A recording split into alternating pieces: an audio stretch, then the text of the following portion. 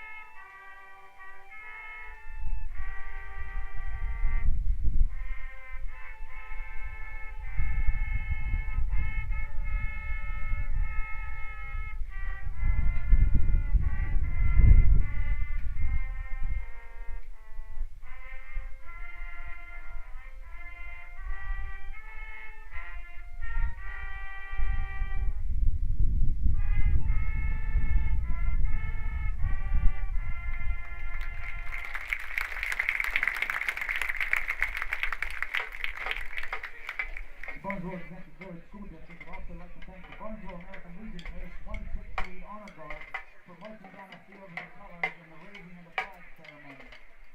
Also like to honor all veterans, past and present, and future for their service to this great country of ours. Remember, all gave some, and some gave all. Thank you very much, American Legion Ace 168.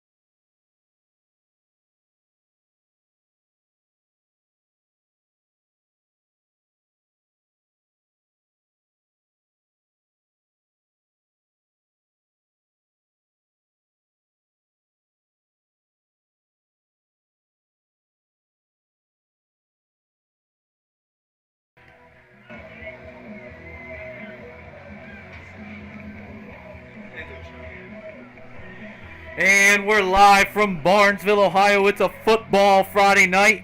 Welcome, everybody. My name is Brady Treherne. And my name is Kate Hannis. And we're extremely excited to bring you this highly anticipated matchup tonight between the Shenandoah Zeps and the Barnesville Shamrocks. A couple key players for us to look at tonight for the Rocks. Looking for a big game out of Gage Hannis, the tailback. Jake Belay, a senior, has been playing very well for the Rocks, and Justin Jackson. Yeah, Gage and Blay have both been really popping off these last couple games, and Jackson's making a lot of tackles too, but I really think Justin Jackson's going to have a big night for the Shamrocks.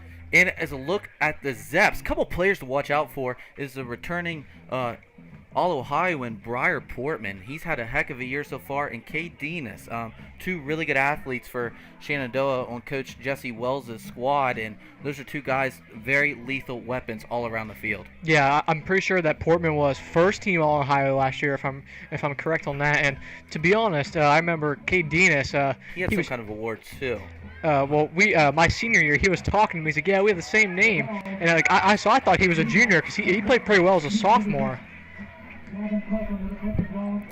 So here before kickoff, the Rocks won the toss, elected to defer, and have chose to defend the north end. So the Rocks will be heading south towards Monroe County, and the Zeps will be heading towards the Rocks field house, that north end zone. So Gavin Carpenter set the kickoff, and it's going to be a short one.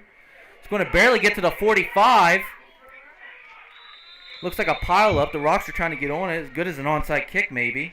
To be honest, if Cameron Woods was able to find the ball right there, he could have jumped on it, would be able to get the ball for the Rocks. Looked like Gavin Carpenter might have been trying to catch the Zeps off guard there with a short opening kick, but the Zeps are able to get on it and recover, and they're going to set up shop here at the 42-yard line. Yeah, Barnesville honestly could have got on that. I'm pretty sure it went the full 10 yards, so if they were able to get on, it would have been their ball. So it'll be 1st and 10 from the 42. Looks to be Nathan Van Fleet at quarterback for Shenandoah. And he's going to hand it off around the right side. That looks to be number 1. That looked to be... Did you get a number? For Shenandoah? Yeah. Number 4. Number 4. Number 4, Cade Denis, sorry. There's two flags there, though. One came from the in the backfield, and one from Barnesville sideline. Shenandoah's got white numbers on white jerseys. Makes it kind of hard to look out for a number. Especially with the sunshine right now, it's not easy. No. So after the penalty, that's going to back up the Zeps. Clear back to the 32-yard line. It's going to be a 10-yard penalty. They're going to call Shenandoah with a holding. So a killer right off the rip for Jesse Wells' squad. Yeah, and both Cade Denis and Briar Portman are both hard-nosed football players. They run the ball really hard. So with the holding call, that's going to make Shenandoah repeat first down. So it'll be 1st and 20 from the 32. For Shenandoah, it's not how you want to start this game. Looks like a little hard count action. Shenandoah is going to try to get some of those yards back. Looked like it was either Luke Schultz, I think, that jumped for the Shamrocks. An encroachment penalty on the Rocks. So that's going to cut that back to 1st and 15. That's how you want to answer right there if you're Shenandoah after that penalty on the first play. Let's take a look at the Rocks starting defense here. Up front, it's going to be Starr, Schultz, Carpenter, Lucas. At backers, it'll be Jackson, Blay, Connor, Woods. And in the defensive backfield, it's going to be Gage Hannis, A.J. Detling, and Spencer Bliss. If the Barnesville D-line plays like they did last week, they're going to be in for a good night. So here will be Van Fleet rolling around to the left. He's going to throw it out there. Wow. And it's going to be a heck of a catch. What a catch. I can't see the number yet, but... Heck of a catch. Well covered. Looks like it might have been tipped, bobbled it, came down with it when he landed at the ground. It was A.J. Detling on the coverage for the Shamrocks, but I can't tell who it was for Shenandoah that caught it. Whoever it was, that was a heck of a catch. It really was. What a play. Picks up about 11 yards right there. So it'll be 2nd and about 4 for the Zeps here. Van Fleet's going to turn around, and he's going to hand it off. And it's going to get stuffed up the middle, and he's going to find some room on the outside, try to make a move, and it looks like he might have got a yard. Another flag from the backfield right and that there. was number 8, Briar Portman, key player we talked about in the beginning. Looked like Jaden Lucas in there on tackle for the Shamrocks too. And they had that snuffed out. They had the middle plugged up. No room to work for Portman. Try to kick it to the outside. Looked like he has some decent speed and good pursuit by the Rocks there to contain that and keep it for a short gain. And it looks like a penalty is going to back up Shenandoah. I'll tell you what, if the whole game's going to be like this, we're going to be in for a long night. That's right. You never want to see those the men in stripes have to control a game like that. 3 flags in 3 plays? We'll spread it out right here. Second forever for the Zepps. Looks like they're going to fake a bubble screen. They're going to try to hit a shot deep. Man got tripped up, almost intercepted by A.J. Detling.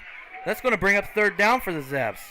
I'll tell you, if you were really watching right there, it kind of looked like interference on the Rocks, but it looked like accidental contact. They kind of tripped each other up on that. Yeah, that accidental contact, that's where I'm sure the Zepps fans want pass interference zone right there, but something like that, they usually will never call it. We finally got a chance here. Let's take a look at the starting lineup on offense for the Zepps. It's going to be Van Fleet at quarterback, Portman, Dinas, Miley, Hill, Cool, and up front it's going to be Ingram, Trenner, Dimmerling, Langley, and Hoover. So here's Van Fleet. He's going to fake it to his right, turn around, throw it out to the left. It looks to be Briar Portman, and he's going to pick up about 6. Another flag coming around the 50-yard line. It's a little swing route there to their running back, Portman, and he's going to pick up a couple, and they're going to just, right there, they're just trying to chunk some yards up so they can give themselves some room to punt. Yep. But this flag... It's against Shenandoah. I didn't see what the ref called, but it was against Shenandoah. Looks to be an illegal block in the back on Shenandoah, and once again, they're going to back up the Zepps.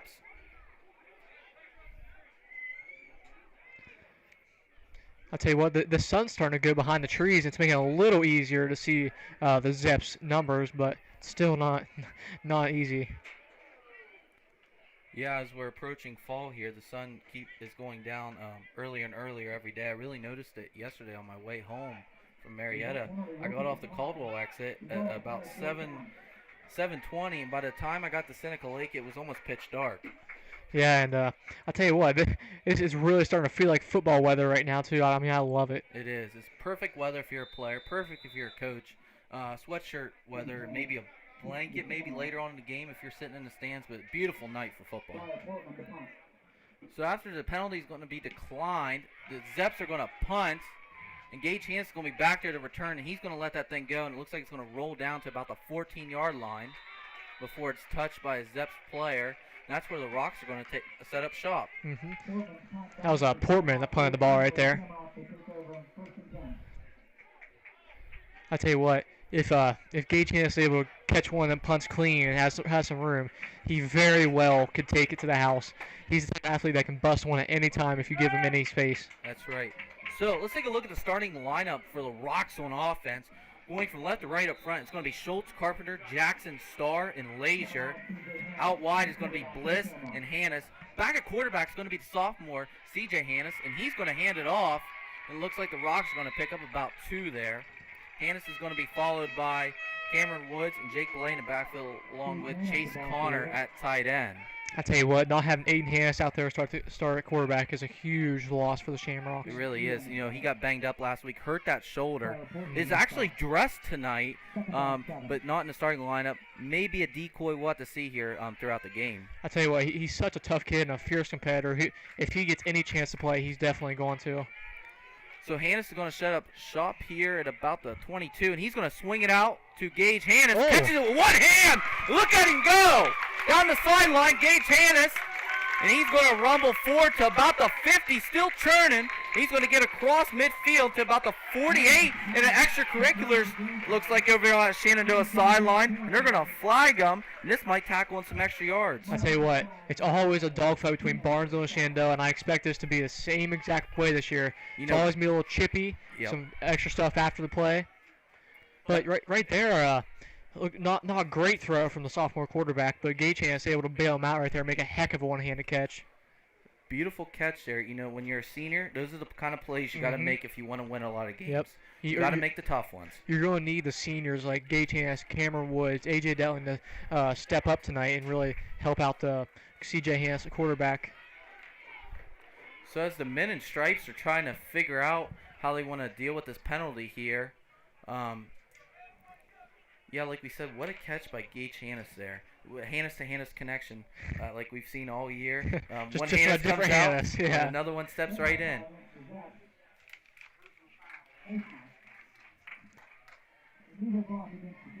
Okay. So it looks like we had 2 penalties on the play there. Offsetting on both teams. Is that what they called? I believe so. So that's going to back up and negate the play, I believe. Oh, wow. That's a big loss for the Shamrocks.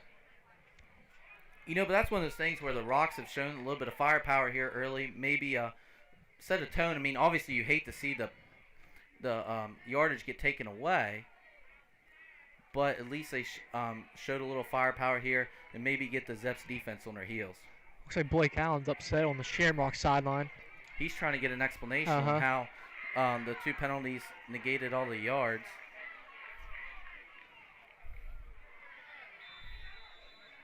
That's the second week in a row that some type of call like that's been made against the Shamrocks. Last week it was a field goal, and then actually came up and biting the Shamrocks in the butt. Edison got 3 points out of it. So we're going to try this again. It'll be 2nd 7. Rocks on their own 17 with 8:47 left to play. Hannes is going to take the snap, and he's going to roll out to his right. Step up in the pocket, and he's going to get brought down. He's met by a host of Shenandoah D linemen right there. Looks like Hannes rolled out to his right, saw he had nothing, and just tried to get back to the line of scrimmage the best he could. Yep. Shenandoah covered that pretty well right there. Great job there by the Shenandoah Zepps defense. I'll tell you what, my senior year, Shenandoah was absolutely huge all the way around. And quarterback Boone Jones. Playing football at Marietta College right now. So it'll be 3rd and long here for the Rocks. Hannes is going to send Gage Hannes in motion. And the refs, again, oh my, we're going to throw another flag. Tell you what, this has the makings to be a long game. You ain't kidding, partner. That's going to march the Shamrocks back and make it that much harder on the sophomore quarterback. Looks like they call a legal procedure on the Rocks. You know, you said how these games usually get chippy between Shenandoah and Barnesville. Obviously, both school districts butting up against each other. As soon as you cross into Noble County, just past Bailey's Mills, I mean, that's Shenandoah territory. So, not that far away. Definitely has turned into a rivalry, and there's been a lot of good games played between these 2 schools. Similar in size. And it's going to be picked! Hannes' pass on 3rd and long. Looks like he's going to try to throw it to A.J. Detling. That's going to be picked off by number 3, the senior, Baylor Wentworth. Yeah, that looked like just like a missed throw from Barnes' quarterback right there. Detling came open at the end, but he's kind of threw it over him, like let him a little bit too much. Over his head, and a huge interception for the Zepps here. Wentworth just basically had to play center field right there to pick that ball off. That's right. So a nice job there by the senior to get the ball back for the Zepps. You know, if you're Barnesville, that's almost good as a punt, you know, not great field position. So we'll see what the Zepps do with that. Van Fleet's going to take the snap, and he's going nowhere. That Rocks defensive line is going to be all over him. Look to be Luke Schultz, and Jake Belay. I think Belay was the first one to make contact in the backfield. Jaden Lucas also there, too. Yeah. Belay had a heck of a game last week. It looks like he's in the makings for another good game tonight. So that'll have the Zepps at 2nd and about 12 here with 7:16 left to go in the first. Van Fleet in the shotgun once again. And they are in a 2-by-2 formation snug. And another penalty. Looks like maybe a Rocks defensive lineman jumped. That's the 2nd time tonight that Barnesville has jumped, and when Shenandoah went on 2. If I Shenandoah, I'd keep coming back to that until they don't jump anymore. You know, the most disciplined team looks like it's going to be the winner of this ball game tonight. I mean, we're early, but yeah. So that's going to cut it down to about 2nd 7 here with 7 minutes to go. Zepps are going to get back in the same formation, Van Fleet and shotgun. Puts a man in motion to his right. Van Fleet's going to roll out to the right. He's got a man open in the flats. And that's number 4, Dinas. He's going to catch it. Looks like he's going to pick up about 4 yards right there. It's only a couple yards away from the first down now. And I think that was Cameron Woods on the tackle for the Shamrocks. I tell you what, if Dinas or Portman, if they get in the Barnesville secondary, Barnesville have a tough time bringing them down. Especially with Aiden Hannis not being in there at safety, one of your better secondary tacklers. That's right. The Rocks got a lot of beef up front. But obviously with Hannis being out, that puts a lot of stress on that defensive backfield. So if the Zepps can break through to that second level, look out. So offset. So it looks like Portman's going to be back there by himself in a power-heavy formation. He's going to try to get to the edge, get to the first down. He's going to cut it back up inside the numbers, and he's going to get the first down after a host of Shamrocks bring him down. But there's a flag on the play. It looked like there's going to be a block in the back or not targeting, but some type of illegal contact. Portman took the bad snap, had to redirect himself, and then it was just a foot race to the edge. And the referee's going to throw another flag, so maybe the Zepps didn't like the call. It looks like a block in the back on the Zepps. Unsportsmanlike conduct on the Zepps. That's going to march them clear back, so they would have picked up the first down right there, and all that's going to be wiped away, and they're going to have third and long. I tell you what, either Jesse Wells or one of the coaches on the Shenandoah sideline must not agree with the call. That really backed up the Zepps right there. That's going to make the Zepps go for about 3rd and 31. Not many plays in the playbook for this. Maybe a screen or a draw or something here, Cade. Well, you can just ask the Browns what they did. I'm pretty sure they were, 3rd and 34? It was like, the 3rd and 41 what it was. Oh, is that what it was? Yeah. Yeah. You being a Browns fan, you would know that. Hey, but they got a big win last night. Oh, yeah. Boy, Joe Burrow did look good for the Bengals, though, too. He just doesn't have much help. That's right. A couple of skill receiver positions helps. So it'll be 3rd and a mile here for the Zepps. Van Fleet's going to be in a gun, accompanied by 2 backs. Going to fake it, and they're going to take a shot down the left sideline. Pass deflected by Spencer Bliss. That looked to be intended for Dinas. That's going to bring up 4th down. Tell you what, Spencer Bliss got a chip on his shoulder this game. His girlfriend actually goes to Shenandoah and she's a cheerleader, so there's definitely be some bragging rights after this game from one or the other. Loser might have to buy dinner next time they have date night. That was a nice play by Bliss right there. And in the previous games, he's been playing kind of further back. Looks like he doesn't want to get beat deep, and that was a good play right there. So Portman's going to punt it to Gage Hannis. Hannis is going to look at it and let it roll once again. That's going to go to about the 15-yard line. So that's where the Rocks and C.J. Hannis are going to set up shop. Tell you what, that's not a bad idea from the Zepps though, right there. Kind of punting it towards one sideline, not letting Gage Hannis get room to break one. Yeah, so they're going to try to funnel Hannis probably all night. You know, Hannis being one of the best athletes that Barnesville has, especially with Aiden being banged up right now. So they're going to really focus in on Gage. Yeah. So it'll be 1st and 10 here for the Rocks. The 16-yard line, 5:30 left to go here in the first. Hannis is going to set up here in a wishbone formation. 3 backs behind him. He's going to turn around and hand it off to Gage Hannis. He's going to hit the edge. Try to outrun a man. Makes a man miss. He's going to get brought down up and around the 24-yard line. So a nice run there by Hannis out of that wishbone formation. Might have been Dinas right there on the tackle. Yeah, I think so. But Barnesville had a lot of success last week against Edison with that wishbone formation. To be honest, I don't know how much they really came out of it in the second half because Edison had no answer for it. You know, like we talked about in the prior weeks, Barnesville did a nice job in the first half running against Beaver Local. And then they got kind of tired there in the second half, turned around, fixed that issue against Edison. So we'll see if they can continue that tonight as they're going to do the same thing here. Hannis is going to hand it off to Gage Hannis, and he's going to pick up the first down. Rumble forward for about a gain of 7. I know it's early, but Gage Hannis is running hard again tonight. And actually, he was Times Leader Athlete of the Week this week. That's right, so nice honor there for Gage to show his hard work that he's been putting into it. So it's nice when you see a kid put in all that hard work and it pays off for him. Yeah, it's nice to get the rewards, but I mean, you can enjoy it for a little bit, but then at the end of the day, you have to focus, get back to business, and focus on this game coming up. So it'll be 1st and 10 here on the 34. CJ's going to turn around and hand it off to Gage Hannes again. Looks like he's going to pick up about 3 or 4 once again. Lead blockers there, Jake Belay doing a nice job once again for the Rocks. You know, we can't talk enough about this Rocks offensive line and their ability to really open up running lanes for Hannes and Woods and Belay in the backfield. I tell you, they've been dominant almost all year long, except that second half against Beaver Local. But I mean, in that first half, they were just enforcing their will. So it'll be 2nd and about 6 here.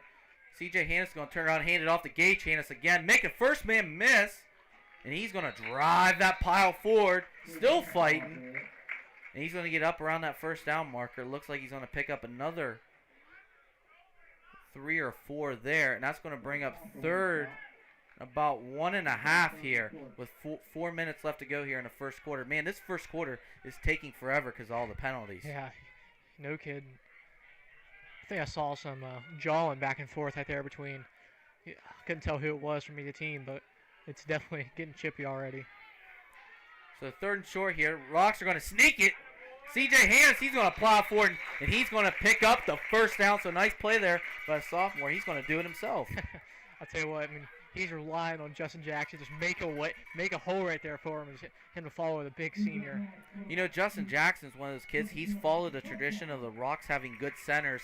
I mean, the Rocks have had a good center for the last decade or more, you know, going back to Ian Wells, Mitchell Wells, Cole Susak, Zach Mead. They've had a lot of good centers there, and Jackson has definitely just continued the tradition. So here on 1st and 10, CJ's going to hand it off to Cameron Woods, try to make a man miss, and he's not going to get much. Maybe pick up about 1 there, so it looks like they tried to run a little misdirection. And the Zepps defense was there to snuff it out. Going back to talking about Barnesville centers, my junior year, it was our center for most of the season was actually Braden Reynolds. He weighed about 140 pounds soaking wet on a good day, but I tell you what, he was all heart and got the job done.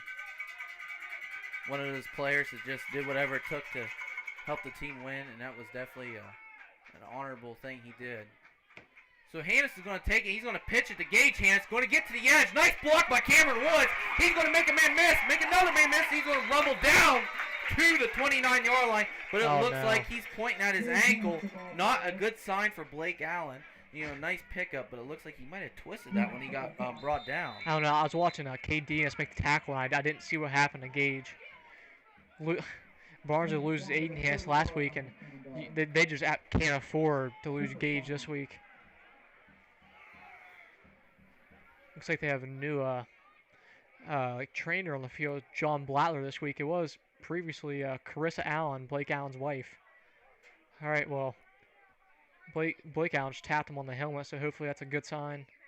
Hopefully it's just a cramp, but it looks like John Blattler's working on that ankle. You know, an ankle, that's a very nagging injury if that starts to flare up on a kid. It's one of those things that you never really heal from during the season. Yeah. You just play with it. Hopefully they can just tape it up and get him back out there if it's not too serious. One of those things, too, you never want to take off the shoe because as soon as you do, it's going to Swelling. swell right up. Man, I mean, this would be a huge loss for the Shamrocks. And they're going to help Gage Hannes out. He has to be helped to the sideline, though. It's not a good sign for the Shamrocks. With the injury there, that gives Jesse Wells a little time to try to scheme something up here. You know, they're running a 3-4 defense this year. They got 3 down linemen, 4 backers, and they got a lot of DBs they'll run out there too. Switch to a nickel very easily, add another DB in there. You know, that's where they're most talented, so that's why they're doing it. But it looks like he's got to figure out something schematically here to try to stop this Rocks wishbone offense. I doubt they're not coming back out in the wishbone since Gage got hurt. They have a split receiver as in Spencer Bliss up top. The Rocks actually got an extra lineman in there. They had bumped out Jaden Lucas, the tight end. And there's going to be another flag. It looks like it's going to be a false start on the Rocks. I don't know if everyone wasn't set or what, but so that's going to back up the Rocks and make it 1st and 15 from their own 35. and the Rocks are going to sub that lineman back out. Chase Connor's going to go into the ball game here. That's another big player for the Rocks. He really balled out week 1 against Buckeye Local, had a couple touchdowns, but since then he hasn't scored, but he's still been playing well.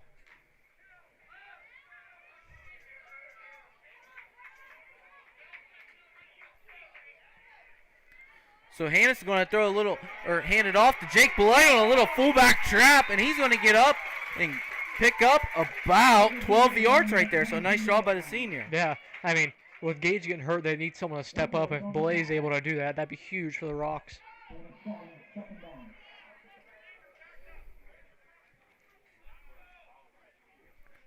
Looks like they're taping Gage's ankle up on the sideline. Hopefully he's able to come back in.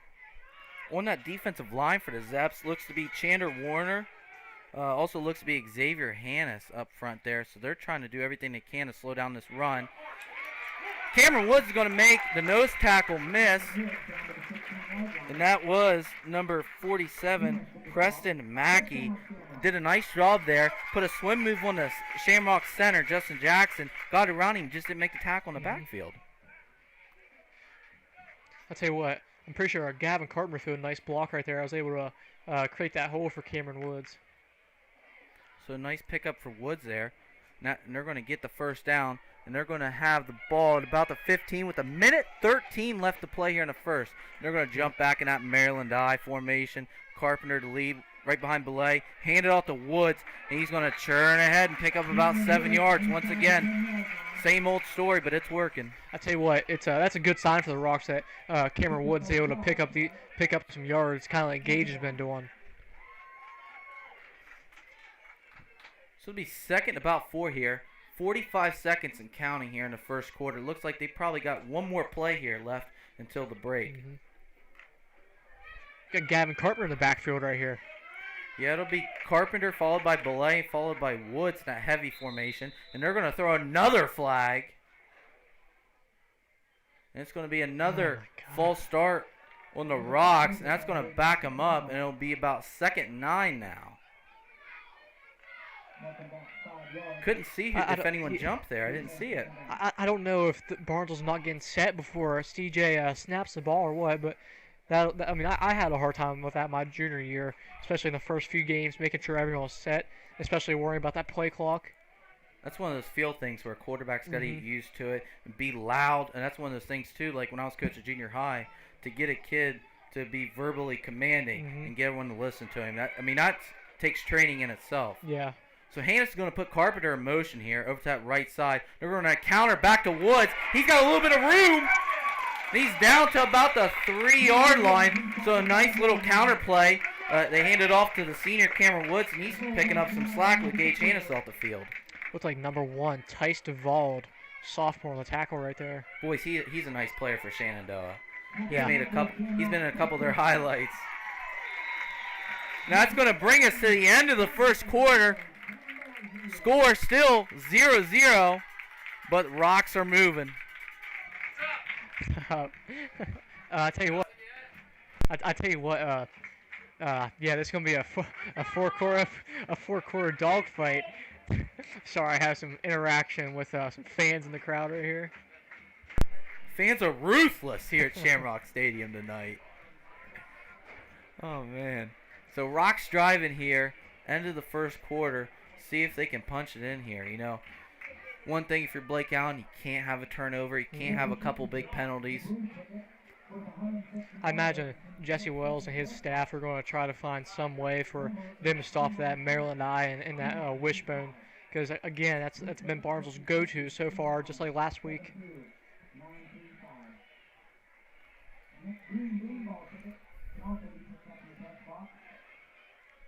Boy, what a beautiful night it turned out to be.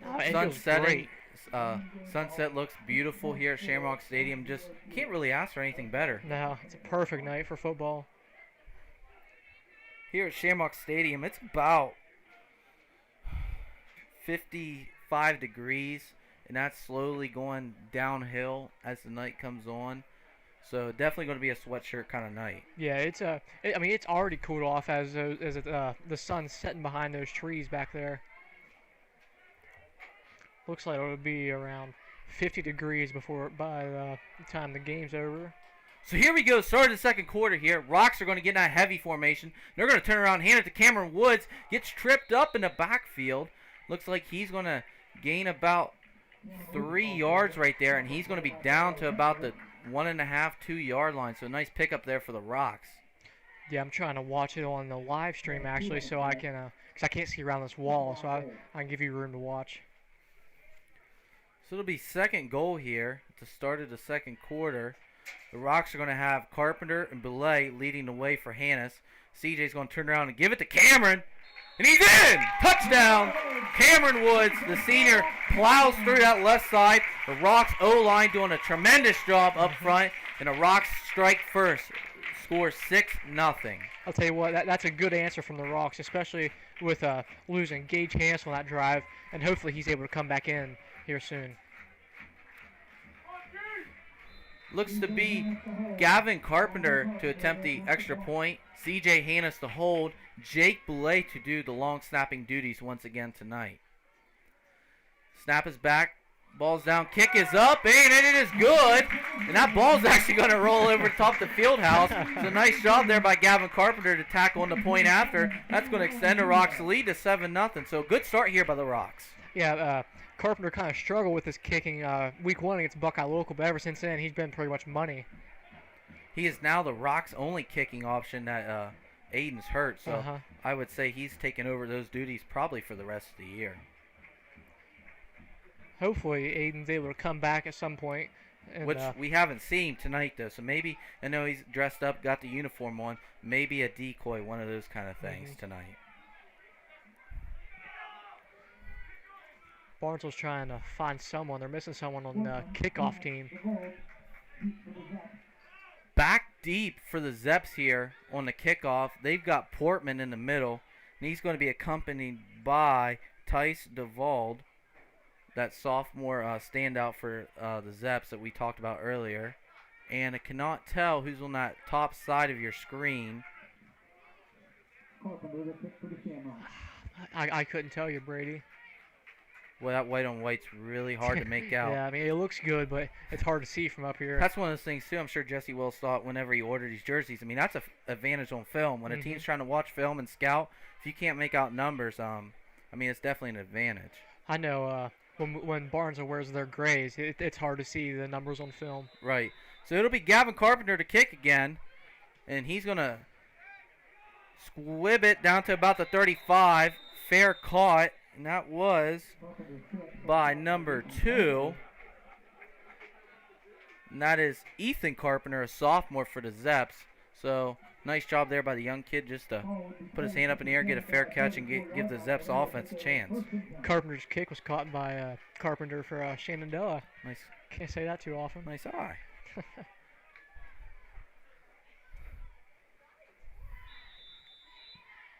Looks like Gage Hannes is back out there on defense for the Rocks, which is huge.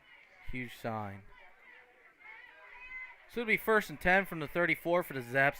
Looks like they're going to get in an I formation. 2 tight ends to the left along with the receiver. Someone's got to be ineligible on that side. They're going to throw it out to Portman on a toss. He's going to be brought down right at the line of scrimmage by the senior, Cameron Woods. So nice play there. Guess what? There's another flag already. I wonder if we were able to, what the opening line would be if there was sports betting on high school sports, what the over-under for flags would have been. Hopefully it took the over. Yeah, no kidding. Someone would have made a lot of money tonight. By holding against the Zepps. That's going to back him up.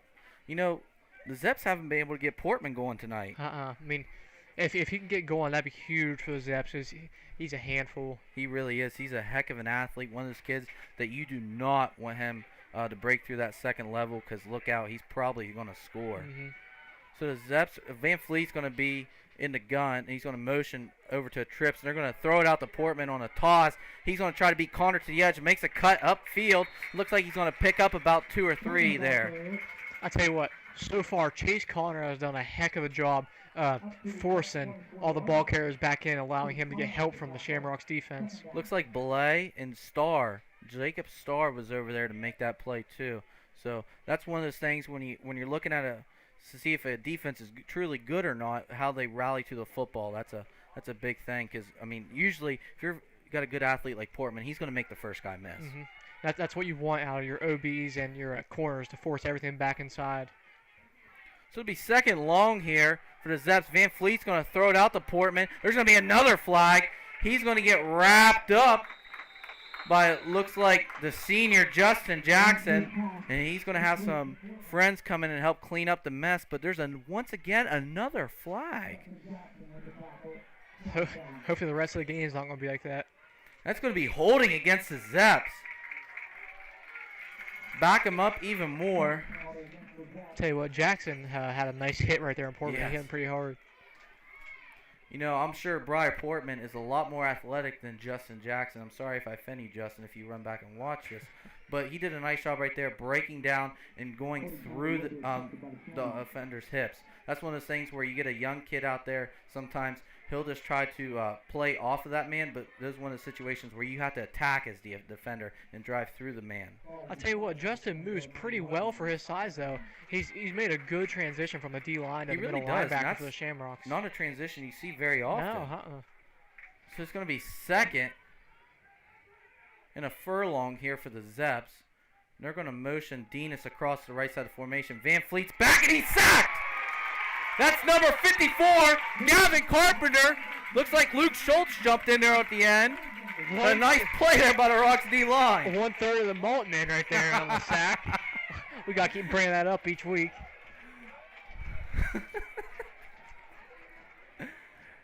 Oh, what a play there. So that's going to be third. And I don't got one for this. I mean, it's 3rd and 43. I don't got a name for this. We can reference the Browns. This is longer than them. Looks like Blake Allen's trying to back up the Rocks defense. Nothing over their heads, of course, here. You know, Van Fleet's going to take this snap out of his own end zone. So, sketchy territory here for Jesse Wells' Zepps. So we'll see what they decide to do here. He's going to call a timeout, try to figure out something here. I mean, obviously, you know, being backed up like that, you don't want the snap to go over the quarterback's head. You got to have a great snap. I mean, obviously pressure. If you're in the gun too, you got to be worried about. So probably just be best off just handing the ball off in that close quarters. Yeah, basically you can't have any miscues at all back in this far in their own territory. But if you're the Rocks DBs, you cannot let anything over your head. No, I would scoot back a couple yards right here. Don't want anyone behind you at all. I mean, they got 44 yards to play with here, so you'd like to think that they can make a tackle before they get to that first down marker. If they can't, that's a big problem for the Shamrocks. But the Zepps got the athletes to do it. Portman, yeah. I mean, if he can find some space here, I mean, they got a shot. I know it's 44 yards, but the kid's a heck of a player. Yep.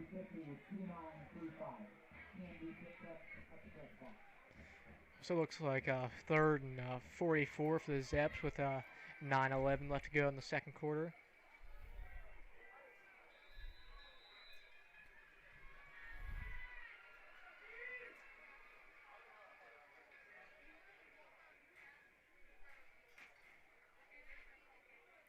So it looks like the Zepps are going to be in a pistol formation. 2 tight ends to the right, a wing, and they're just actually going to punt it. Bad snap.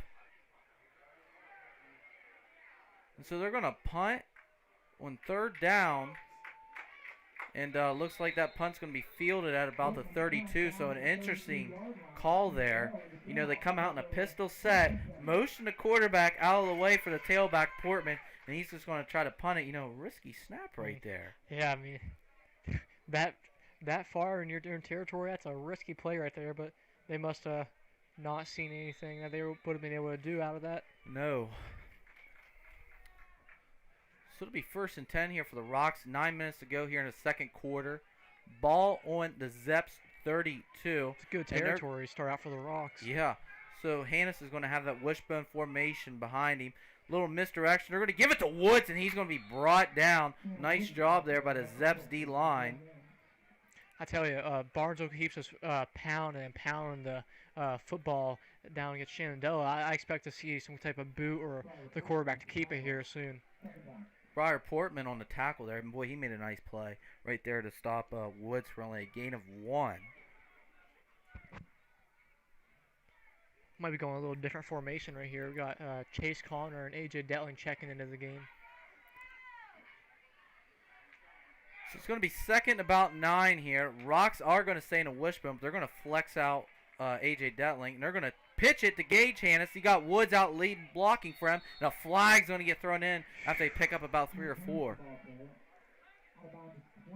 I think there's been more plays where there have been flags thrown than when there hasn't. You're probably right.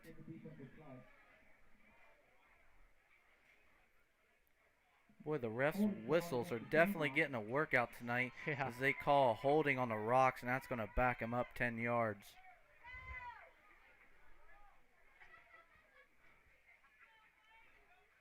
They're just signaling the call again, I guess. A little bit of heckling coming out of that Barnesville stands there.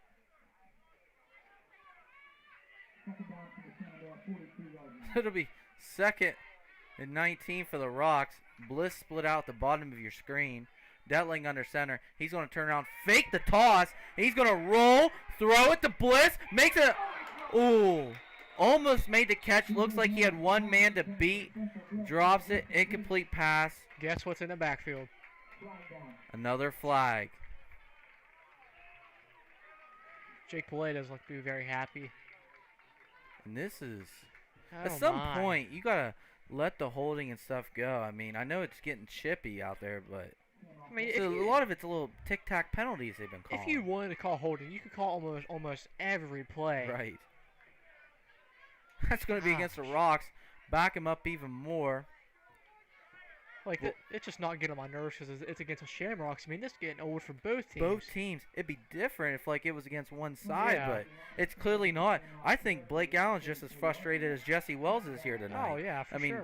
And I'm sure, I don't know what the reports will look like after the game when the coach is grade to rest, but I wouldn't want to see it. There's another flag. My goodness grief. Bad snap to Hannes. That was Gage Hannes at quarterback right there, kind of like a wildcat.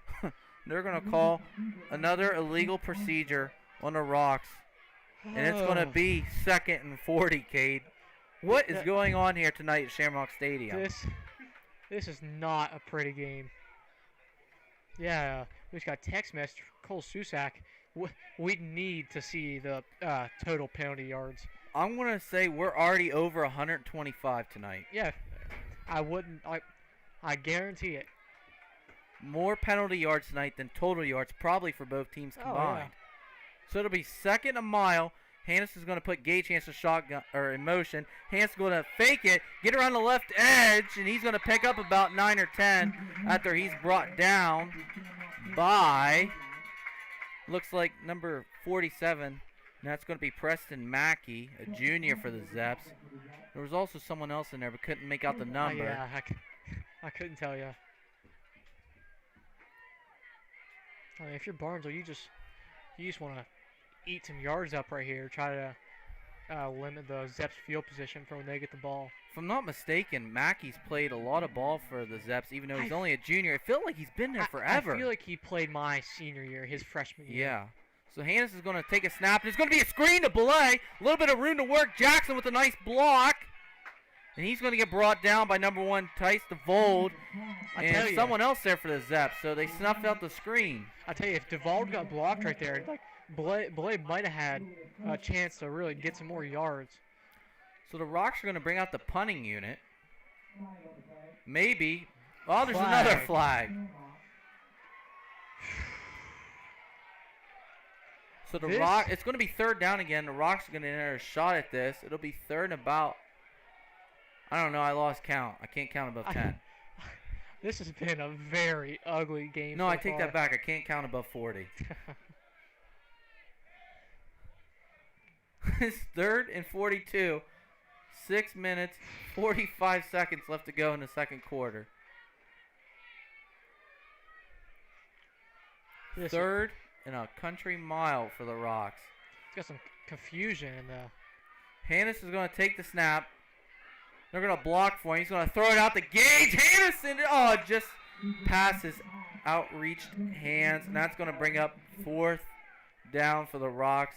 Blake Allen appears to send his punting unit out, which is not a surprise from this down and distance. Definitely not faking it here. Yeah, no kidding. If they fake it here, I'll just leave probably. No one would be expecting it, that's for sure. Yeah, no kidding. Hannah set back to punt. Looks like Portman back to receive for the Zepps. Someone else back there too. Uh-oh. Portman's going to field it. He's going to make a man miss. And he's up around the 40 to the 50. Makes a man miss. He's going to get brought down by Jake Boulay and Gage Hannes. And they're going to throw a flag on a late hit and another one. Flag. Honestly, it looks like there's going to be flags against both teams. I think they're going to call Gage Hannes for like hitting him a little late, and then Portman kind of shoved him with his hip a little bit after on the sideline. And we see the referee is talking to a Zepps player there. This is one of those things where it seems like the referees have anticipated a rivalry game, and they're trying to set a tone where they're not going to let anything fly. And that's usually... They've definitely made that clear. Those are the games you hate to play as a player. It seems like every single time the Rocks and the Zepps meet up, there's always an issue with officiating. I tell you, it's frustrating to watch as a fan too, because you just want to watch some good football, and when there's a flag every play, it makes it not enjoyable. I remember my senior year, we was down at Shenandoah, ran a 2-point play to Cade Bunfield, the All-State tailback, heck of a player, and they blew it dead before he even he was out running by himself along the left sideline, no one around him, and they blew it dead before he walked into the end zone on a 2-point conversion. Craziest thing I've ever seen. Every time I've had like a crazy story with the officials, it's always been against the Zepps. But I mean, this is at Shamrocks Stadium, so it's not like it's a Shenandoah thing. No. Or it's just no. I get what you're saying. Yeah. These two teams match up. There's always discombobulation from an officiating side of things. 2 penalties against Shenandoah and 1 against the Rocks. I didn't even see. Looked like 2 unsportsmanlike. Well, one unsportsmanlike for each team, and then a holding against the Zepps. This is getting out of control here. Oh my! I don't even know how they would have called 2 penalties on the Zepps. I mean, something must have been said on that sideline. There's a flag laying over by their team's huddle, so maybe someone said something over there. I don't know, but I mean, I can't believe what I'm seeing here, folks. It is 7:45, and there is 6:12 left to play in the half. I never seen anything like this, partner. Can't say I have either.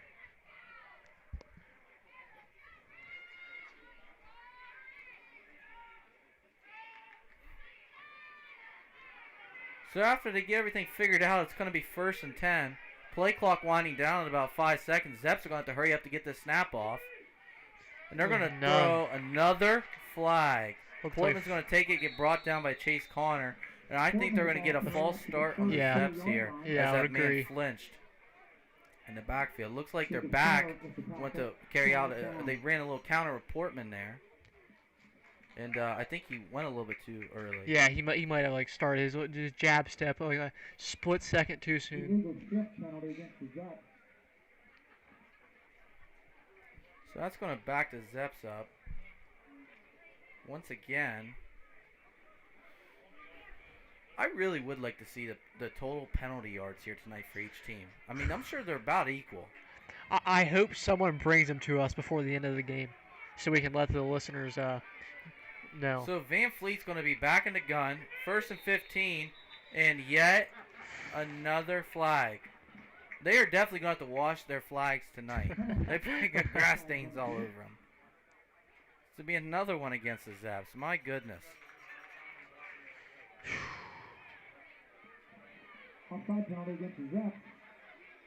I mean, the head coaches probably at this point aren't even talking to the referees. What do you say? Nothing. I don't know what you would say. So it'll be 1st and 20 for the Zepps. Van Fleet's going to be in the gun. He's going to be accompanied by DeVold, it looks like, and Portman. Van Fleet's going to be back in the gun. Steps up in the pocket, throws it, incomplete. And that pass was intended for Robbie Cool. He's the transfer from Caldwell, I do believe, right? I'm pretty sure Shenandoah had a couple Caldwell transfers in the past couple years.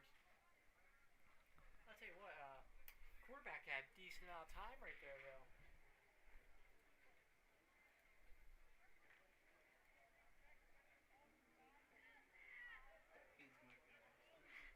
Brady was stepping on. I stepped on Kate's mic and it got unplugged. I'm sorry, everybody. So it'll be second long. Van Fleet's going to throw it out to Portman. He's going to reverse around the left side of the field, make a man miss. And he's going to eventually get brought down by Jaden Lucas. He's going to pick up about 10 there for the Zeps.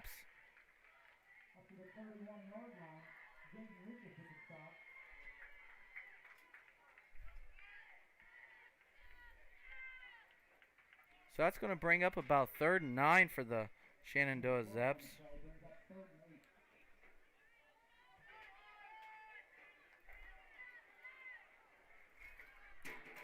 So Van Fleet's going to be in the gun again. They're staying to that formation here all night. He's going to drop back to pass, has all day, looking. He's going to decide to run it. Gets hit by Carpenter and Woods. Looks like the ball might have came loose. Wow. They're going to call him down. And he's really close to that first down marker. I think my mic has been fixed. And, Brady, What's that? You good? You back with me, buddy? I think so. I mean, Brady, I know you're a lineman now, but you got to be a little bit more swift of foot. We don't have much room up here. I know. It's tight quarters up here in the room they got us in on Shamrock, in the Shamrock press box. And sorry about that, buddy. I didn't mean to cut you off. Nah, it gave me a little break. That's all right. That was a nice run right there, though, by the sophomore quarterback, able to pick up the first down. So the Zeps are going to come out in a pistol with 2 upbacks to Van Fleet's right. He's going to turn around and hand it off. And they're going to pick up about 4 right there, brought down by Gavin Carpenter and a host of Shamrocks. That looked to be number 1, Tice Devolved.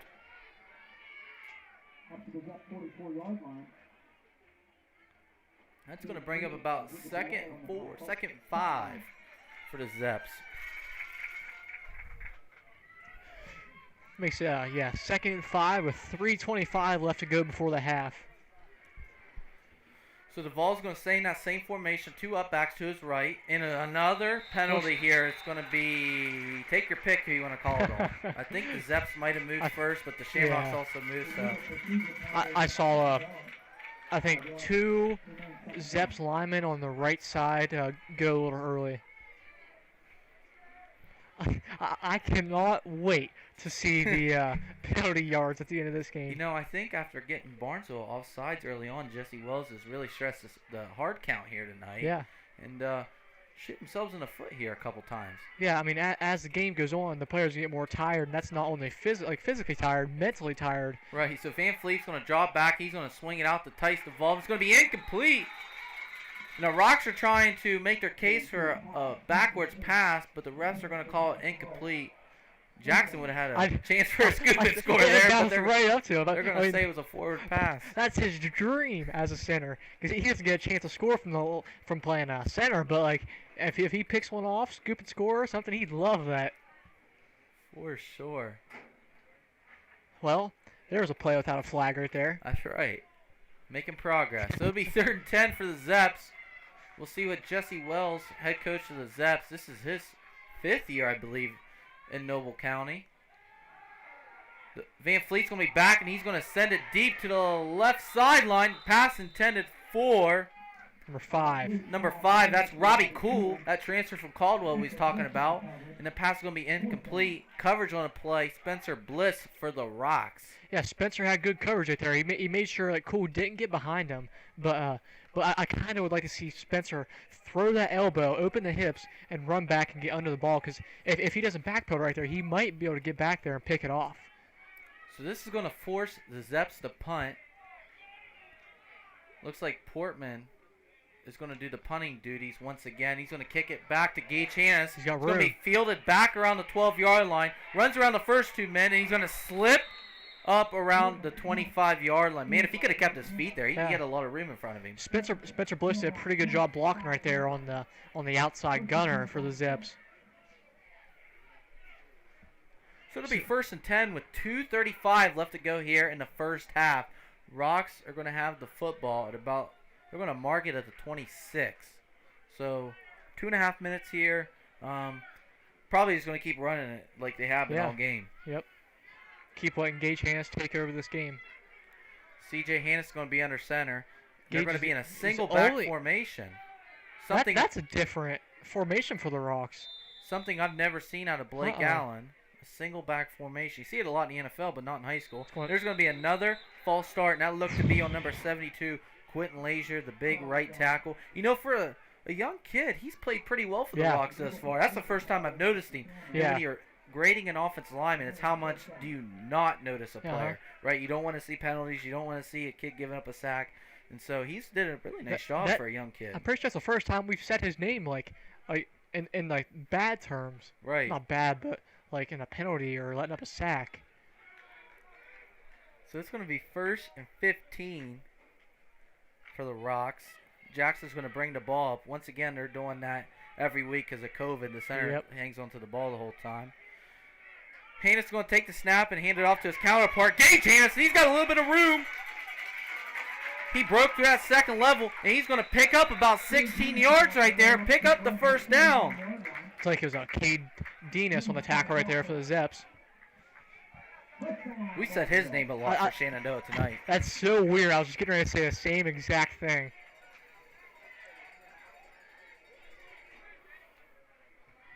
And another flag. This may be this is going to be a sideline warning on the Rocks. Seemed like Blake Allen was out on the field giving a play call, which is nothing really abnormal. You know what I mean? This isn't really anything abnormal. I bet these guys feel good about themselves. So sideline warning there. No yards are tacked on the first time. Even if that was against the Zeps, like that's a pretty cheap call. So Gage Hannes is going to go in motion. Fumble the snap, but he gets it back up to him. Gage Hannes is going to pick up about 4 yards right there. A nice job by CJ Hannes handling that low snap and still getting it to the guy in motion there. Yeah, he kind of looked like he just pitched it up at him. This just in, Guinness World Records has entered the building, and they are asking for a total on penalty yards. So to be 2nd and about 6 here, the Rocks are going to put Gage Hannes in motion. They're going to fake it. Kept by CJ Hannes. Loses his footing in the backfield, but he's still going to lunge forward for a gain of about 3. I'll tell you what, I just noticed something that I haven't noticed yet, but it looked like whatever side, if Gage Hannes splits out a receiver, it looks like number 15, Dayton Hill. He'll go to whatever side he's on.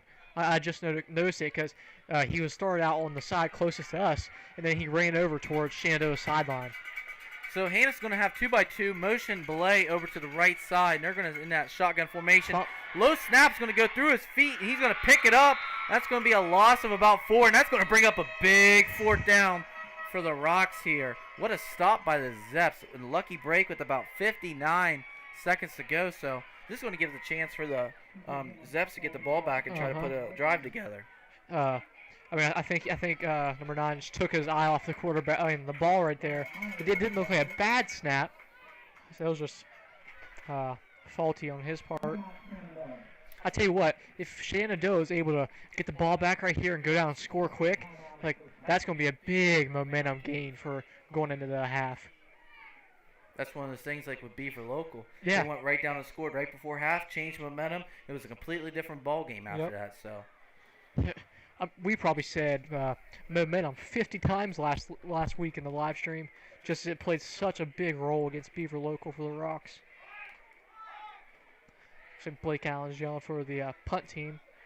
You know, last week, like we mentioned, Barnesville beat Edison 38-10. If you guys didn't tune in for that game, you can rewatch that on Strauss Films YouTube.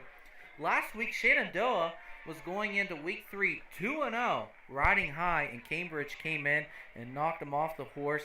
Cambridge, obviously a bigger school, a much bigger school. Although both school districts, I'm pretty sure, butt up against each other, or at least they're very close. And Cambridge came out of Noble County with a win of 35-8. You know, last week Shenandoah had a couple quarterbacks go down due to injury, so I'm sure that played a part in it. I'll tell you, that really surprised me, actually, hearing that Cambridge beat Shenandoah. Panis is going to punt it. Looks like the Zepps are going to stay away from it. And the ball is going to be fielded finally and handed to the ref at about the 34-yard line. But yeah, like he's talking, you know, Cambridge and Shenandoah, is, for how close their schools are to each other, have never played before, but that's because of the size difference. Yeah, so Cambridge is a little bit bigger in Meadowbrook from what I've heard, and I'm sure that's why. You know, Shenandoah is usually about the same size as Barnesville, if not maybe a little bit on the smaller side. They'll flip-flop in between D7 and D6 occasionally, but they're about the same size as the Rocks. So, I mean, that's why we've played them for all these years, and Cambridge never has. I didn't know that. I didn't know Cambridge and Shenandoah have never played before until this year. Huh. So there's going to be a penalty on the Rocks, and that's going to give the Zepps a little bit more yards. They're going to be right around midfield. 47 seconds left to go here in the half. So we'll see what Van Fleet can conjure up here for the Zepps offensively. They've been pretty quiet tonight, so we'll see. They try to get the ball to the best athlete in Briar Portman. Maybe take a shot here. Trick play maybe would be a good time for one. We haven't seen them target who am I looking for? Cool. Robbie Cool, yet. So they targeted him the one time when Bliss made the nice play on the sideline. But other than that, his name hasn't came up very much tonight. So I look for them maybe taking a shot to him right here in this drive. You know, they scored a lot of points in that first game they played this season. Shenandoah beat Belpre. I'm sorry, go ahead. No, you're good. Portman's at the bottom of the screen. That might be looking looks like towards him. Shenandoah's got an ineligible receiver. They're going to use as a decoy. The Rocks called it out. Van Fleet's pass is going to be complete, and that's to number 5, and that's going to be Robbie Cool, who he's just talking about. Yeah. Looks like he ran like a deep out route, enough to pick up the first down. I tell you, Jacob Starr got a nice hit on the quarterback right there. That's someone's name who we've been calling a lot this season. Right. That was a good job by Cool right there to get out of bounds. Look, Zep's trying to use a little trickery there. They had that their left tackle looks to be Dakota Hoover. They motioned him, or they had him lined up out wide as a receiver, but the Rocks did a nice job snuffing it out that he was an ineligible receiver. Yeah, Barnesville actually does the same formation every once in a while. Looks like they're going to fake a bubble. It's going to be a sack. That's by Gavin Carpenter. He's going to grab the side of his shoulder pad and swing him down. That's going to force Jesse Wells to use a timeout here with 31 seconds left. So a huge play by the junior right there. I tell you what, Carpenter really showed his strength right there. I mean, he just grabbed the quarterback one-handed by a shoulder pad, just brought him down. What a play there. That's a Chase Young type play right there, tackling the quarterback with one arm. Speaking of Chase Young, he came off a big week last week. What, 1.5 sacks and a forced fumble, I think? You know, Washington, I can't remember who they play now. But the following week, they play Cleveland. What are you saying now? The following week, Washington plays Cleveland. Okay, So okay. that'll be fun watching Chase Young against Baker Mayfield. That'd be fun for me to watch as a Steelers fan. Probably not you as a Browns fan, though. Well, the Redskins got Dwayne Haskins, too. Yeah. And Terry McLaurin. A lot of Buckeyes on that. Yeah. Speaking of of Buckeyes. the Redskins anymore. Washington football team, yeah. Tell you what, I'm pretty excited for the Buckeyes this year, getting the go-ahead for the Big Ten. That's right. That was a breaking news this week. Yeah, I cannot wait. It'll be 2nd and 17 for the Zepps. Van Fleet's going to throw it out the board, man. He's going to look to pass. Trick play, wheel back to, I think not the quarterback. I can't tell who caught that. I don't know if it was Dinas or I cannot That's going to be number 4, Kate Dinas, yeah. So what they did right there is they threw a bubble to their best player out in space, and they wheeled that. They had Dinas lined up at running back and wheeled him out late, all by himself up the sideline. So nice trick play there by Jesse Wells. Tell you what, for a running back, that's a heck of a throw. Oh, yeah. Across field. A good athlete like that. Yeah. I'll tell you what, once I saw him catch that and kind of sit there, I knew exactly what was coming. So Van Fleet's going to have quads out to his left, an unusual formation. He's going to drop back to pass, looking, throws. just out no. past Denis's hands on the out route. Had his man, just missed him by a hair. To be honest, with the way this night's been going with all the flags, I am very surprised that the ref on Barnesville sideline did not throw a flag against Cameron Woods right there. If that's on Shenandoah's sideline, it's probably a penalty. Yeah. With them going crazy, I guarantee it. Guarantee it. And if people at home think that doesn't matter, it really Oh, does. especially like with, let's see, 19.4 seconds left to go before the half. I mean, that's big field position. Oh, yes. Looks like the Zepps are trying to get lined up. They got quads again to Van Fleet's left. Pressure by Luke Schultz forces him to get rid of it. And that throw's going to be short. Once again, intended for Denis. Yeah, he's been targeted a lot tonight for those Zeps. Nice pressure there by the senior Luke Schultz. I don't know if they try to chop block Jaden Lucas right there, but I saw someone lay on the ground and he was standing above him. You know, one thing I'll say about these Rocks, a lot of these guys have been playing since they were freshmen Yeah. and sophomores. They played early, got the experience, and now they're older, and you got to rely on them. That's big. I mean, it kind of hurts the team a couple years ago when they're younger and inexperienced, but now that's huge. Blake Allen definitely went through some with the learning curve with Luke Schultz, but he really turned into be a nice O-lineman for him. Yeah. Van Fleet's back to pass, takes a shot. It's going to be picked by Spencer Bliss. That's going to be a touchback. Bliss is going to put an end to the Zepps prayer here before halftime with 5.3 seconds left to go before the half. Spencer Bliss comes up with a huge interception. I tell you what, that's a huge play by junior Spencer Bliss right there. I'll tell you what, I don't know if he knew it or not, but that was a good job to fall down in the end zone instead of getting pinned inside the 1 yard line. Because if they would have went to the one, you can't take a knee. No. At halftime, you have to try to sneak it forward, and you better hope you don't get pushed back.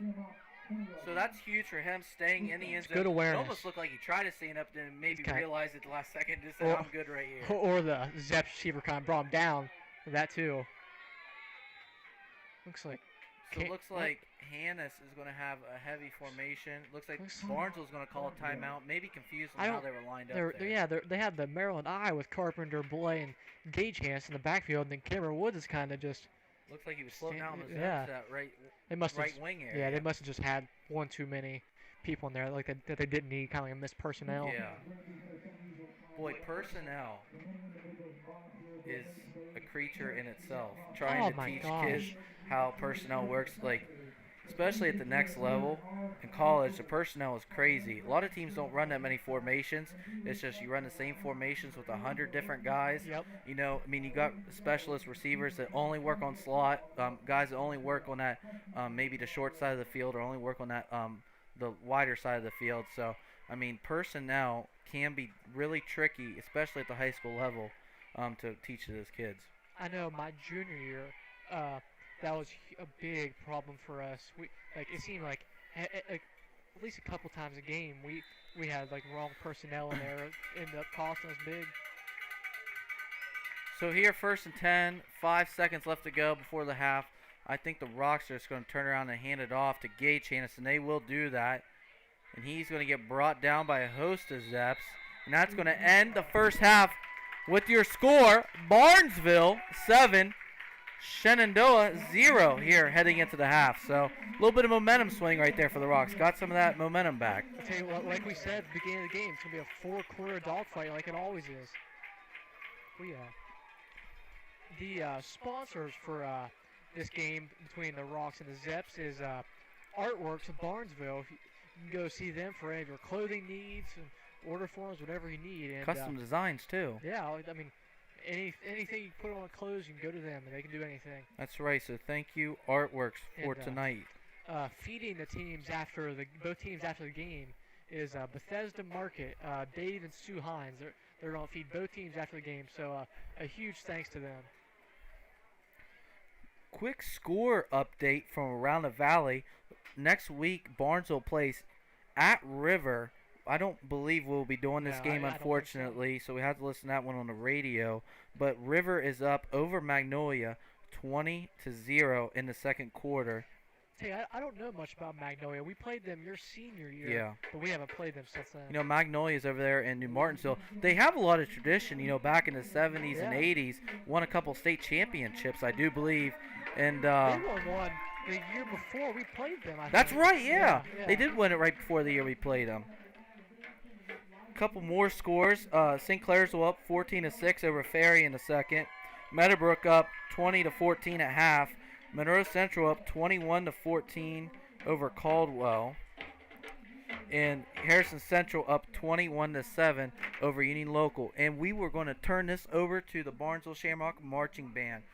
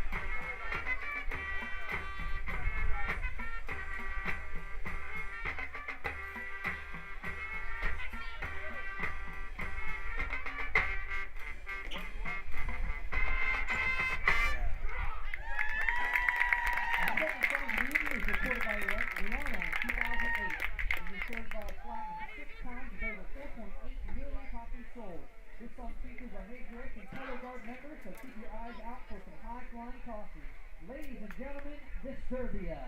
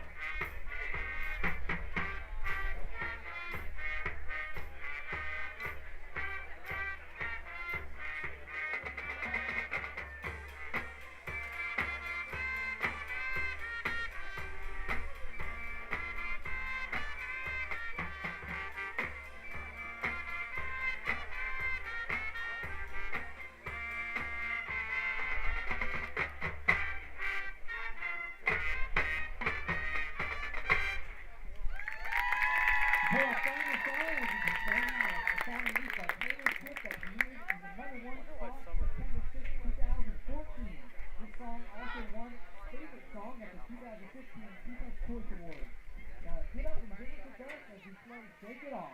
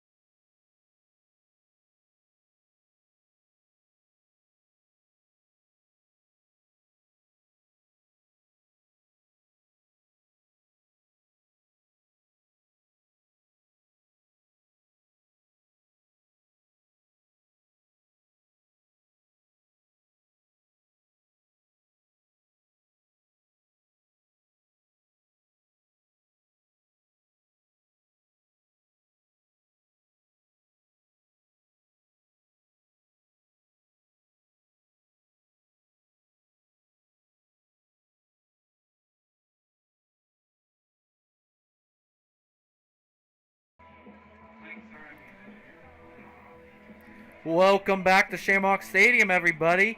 A lot to talk about here at the halftime report. You can Obviously, say that. hello, first time you guys have seen us on camera here. Got a visitor. Brad Hannis in the Brad background. Hannis, the AD. Hey guys, I didn't know this was happening when I walked in here.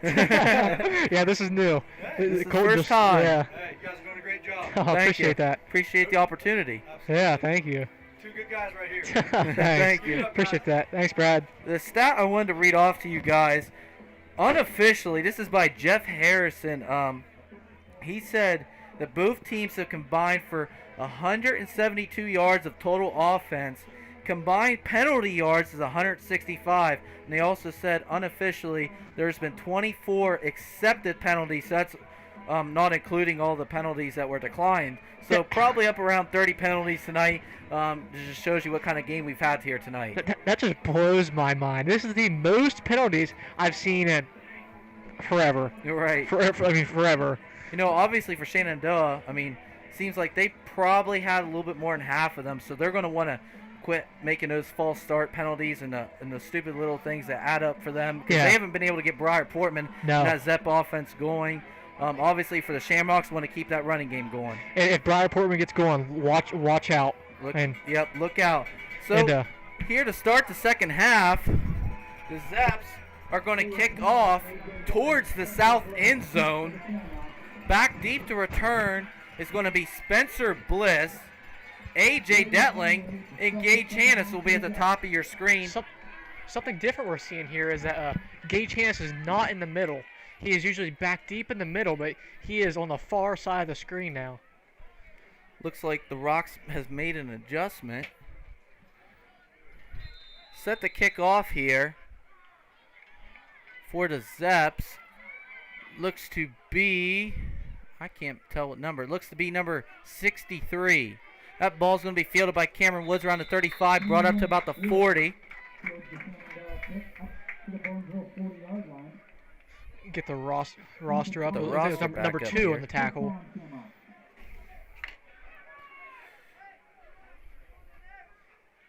We apologize, we don't have it in front of us right now. On the kickoff, that was William Langley, a senior for Shenandoah, and on the tackle there was number 2, Ethan Carpenter, a sophomore. So the Rocks will set up shop here at about the 40-yard line. C.J. Hannis under center, followed by Jake Boulay, and he's blocking for Gage Hannis, who's going to pick up about 5. Nice pull there, too, by looked to be Jacob Starr. Pulled up through the hole, so nice job there. Jacob Starr has really stepped up for the Rocks this year on both sides of the football. More so in defense, but on offense, I don't think we really said his name, so that's what you want as a lineman. Right. Rocks come out of the half running that traditional power play to Blake Allen. That's his go-to bread and butter traditionally since he's been here. Yep. So Hannis is going to be in the eye.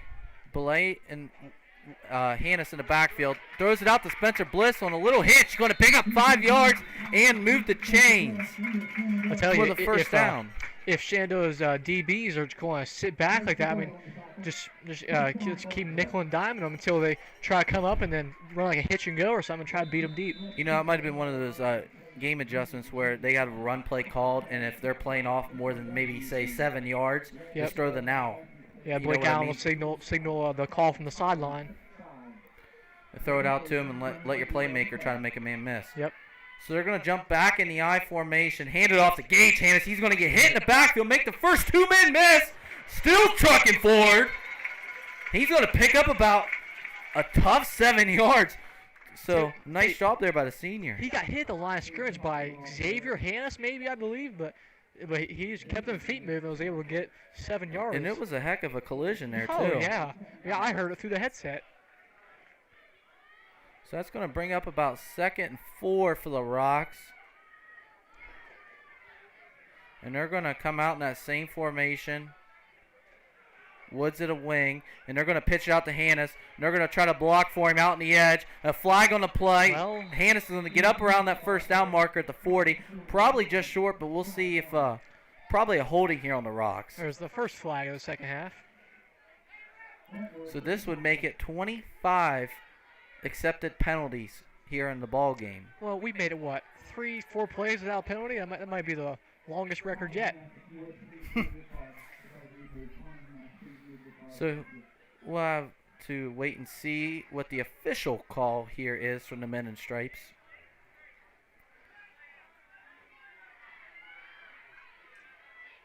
They're going to mark it back to about the 40, what's that, 6? 47? I didn't see what they called, so I didn't see it was an against official call. the Shamrocks, but probably a holding. Yeah. Usually plays out in that perimeter, usually yep. result in some kind of a holding. Or that same formation. CJ Hanna's going to fake the toss to Gage Hannes. Make the first man miss. Try to get back to the line of scrimmage. Gets brought down by 3 Zepp defenders.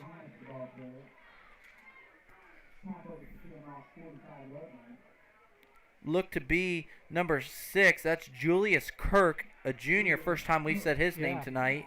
And number 70, Xavier Hannes, a junior, on the tackle there for the Zepps. Looks like we have Isaac Thompson checking in, a receiver for the Rocks. So it'll be about 3rd and 15 here for C.J. Hannes. He's accompanied by Jake Belay in the backfield. Trips to his left. Thompson by himself down the bottom of your screen. Big pressure from Briar Portman, and they're going to bring him down for a sack. Yeah, Portman came off the backside right there, almost untouched, it looked like. So a nice play there by the senior Portman, and that's going to force the Rocks to punt. That's big for the Zepps right there. It's a way to come out of the half and answer. So it's officially going to be about 4th and 20. 4th and 19 for the Rocks with 8:40 left remaining here in the 3rd quarter. Back deep for the Zepps is Briar Portman once again and Cade Denis. Gage Hannes the punt for the Rocks. Belated once again do the long snapping duties. Beautiful snap. Kind of trots out to his left. Thought about maybe running it. Kicks it over to that sideline. A really nice kick because it's not going to let them. It's not going to yield a return, so they're going to mark it at about the 25 for the Zepps. And Gage kicks left-footed, even though he's right-handed, so they're able to roll to the left right there, almost kind of rugby punt it. I mean, if he sees an opening, he can take it, but with that down and distance right there, I mean, I'm sure Blake Allen told him no. Even if you see green, don't go. I'm sure there would be several gassers to follow if he would have took off with that. Would have definitely paid the price for it because I doubt he would have picked it up.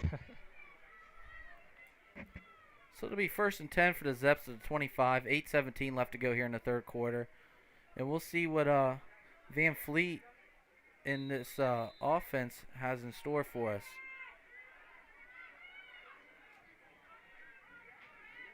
He's got Portman off to his right. They're going to direct snap it to Portman, actually. Try to make a man miss. Looks like the ball's on the ground, and it was! And they're going to give the ball to the Shamrocks, recovered by Gavin Carpenter.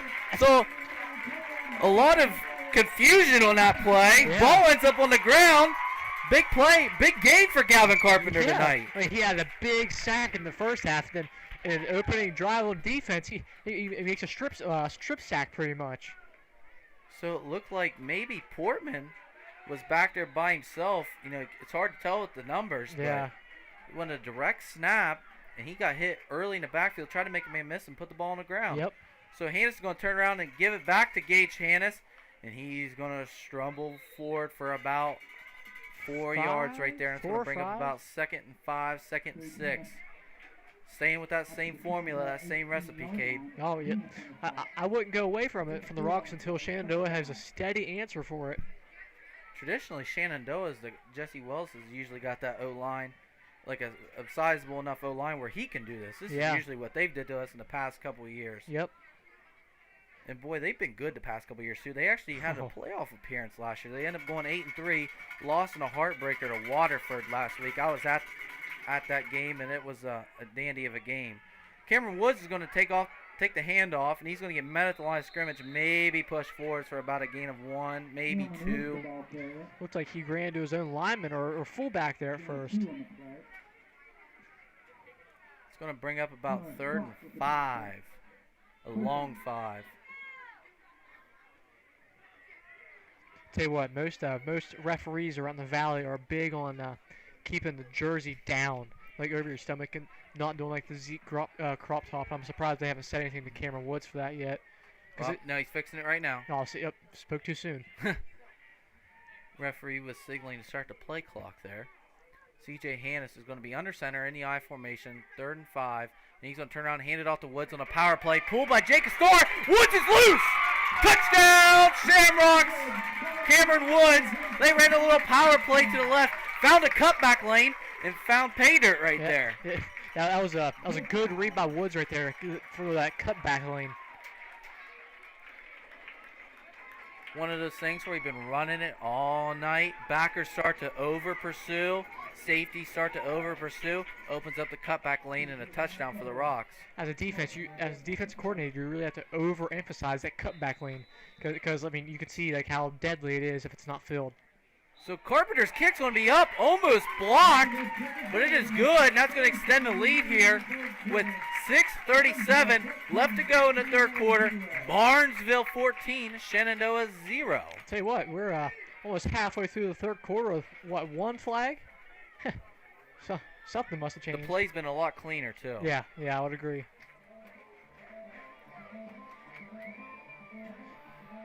That was a big answer by the Rocks right there after they got the stop on defense.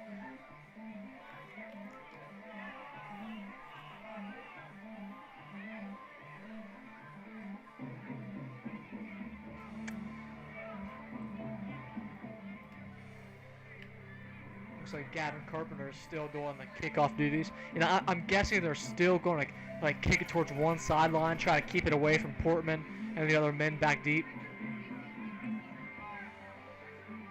It does look like Portman's back deep, but Shenandoah has made an adjustment. They're rolling with a 5-3-2-1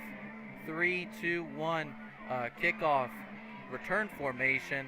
Obviously, they have more up guys around that 40, 35-yard line, just expecting Carpenter to pooch it again. But obviously, they're just begging for him to kick it back deep to Portman. Yep. And here's the kick, and he's going to do the same thing he's been doing all game. Fielded by devolved around the 30. He's got a little bit of room. Makes 2 men miss. Up the sideline. He's going to cross midfield. Up around the 41-yard line. A nice return there by Tice Devolved, number 1 for the Zeps. Looks like Chase Connor and Jake Belay on the tackle for the Rocks kickoff team.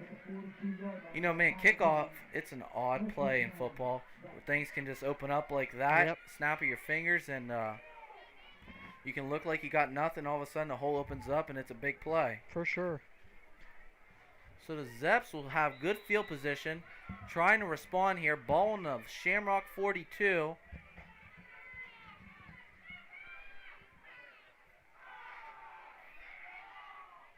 Zeps got a different quarterback in there. That's why I stuttered really quick right there. That's going to be Dayton Hill taking over at quarterback. He's going to throw it out on an out route. Looks like he's kind of left it short there. And that pass was intended for Wyatt Miley. Incomplete, and that's going to bring up 2nd and 10. Kind of caught me off guard right there. I know. Quarterbacks on us. I know.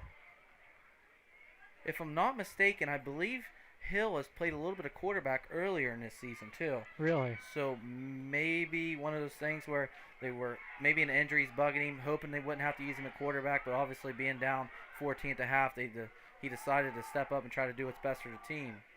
And he's going to sling out in the bubble to Diaz, falls on the ground, recovered by the Shamrocks. Looks like Cameron Woods is the one that forced the ball loose right there. And that's going to be the scene here. We've said his name a couple times tonight. Jake Boulay on the recovery. Looks like a little swing pattern out to him, like a simple bubble. It's kind of like a little dump off in case there's no one open. Right. And a nice play, but he said Cameron Woods come up, punch the ball out, and the linebacker Boulay jumps on it.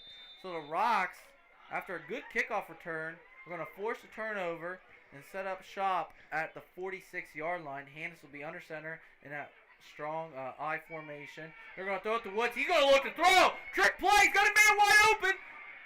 And he underthrows him. That was intended for Spencer Bliss. There's 2 flags. One at the line of scrimmage and one in the backfield. Looks like Cameron Woods is down. Boy, he took a shot, and they're going to call roughing the passer on Shenandoah, and that explains why he's sitting on the ground. Yeah. Boy, he had Bliss wide open, just underthrew him too. Almost picked off. Yeah, again, this has been a real chippy game. I tell you what, if the Rocks are able to capitalize on this drive right here after the turnover, it's going to be huge. It's going to be really morally defeating for the Zepps. Yeah, like he said, he had a man running down the sideline, wide open. You know, a trick play off of a big play. That's usually the perfect time to call one of those, like a double pass or a reverse. And just keep that momentum and just, you know, it's one of those things that's tough. If you're the Zepps, you know, you got good field position, and it's just a low blow with that fumble, turn around, and a trick play. Perfect timing, just poor execution. Yep, I would agree. So it'll be 1st and 10 after the roughing the passer from the 46 once again. 5:55 left to go in the third quarter. C.J. Hannes is going to be under center, the senior Justin Jackson. They're going to get in the I formation. Pull star around again. Hand off to, look to be Cameron Woods, and he's going to gain about 1 there. There's number 55 and number 70-something. 70.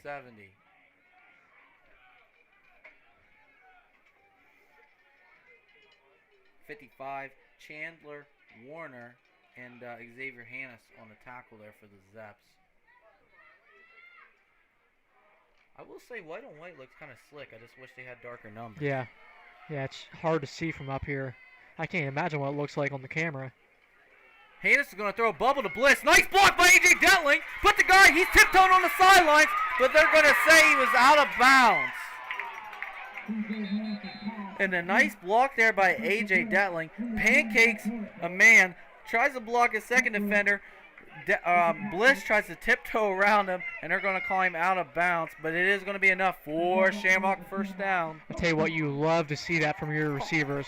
If you get your receivers involved in the game, in the blocking game, that opens up so many things for the other Shamrock players. Little message, A.J. Detling, put that on your highlight tape on huddle. That's a heck of a play.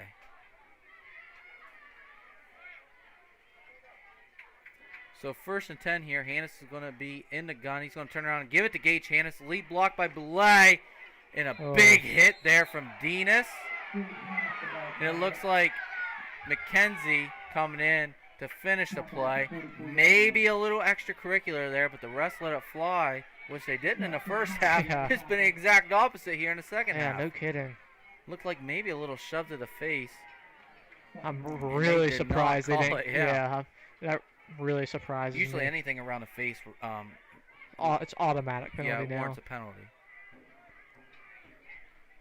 So 2nd and 10 here for the Rocks. They're going to stay in the I formation. Connor, the tight end to your left. 2 receivers down on the bottom of your screen. Hannes going to draw back to throw. Throw a now screen to Bliss. He's going to churn forward for about 4 yards. So a little quick now route there for Bliss. There's number 15, Dayton Hill there on the tackle. Did a nice job coming up and making a tackle. Yeah. Barnesville must have saw that if the DBs are playing that far off, the wide receivers are just going to hit little quick nows. Yeah, Hill's one of those leaders in that defensive secondary. Also back there is Baylor Wentworth, it looks to be.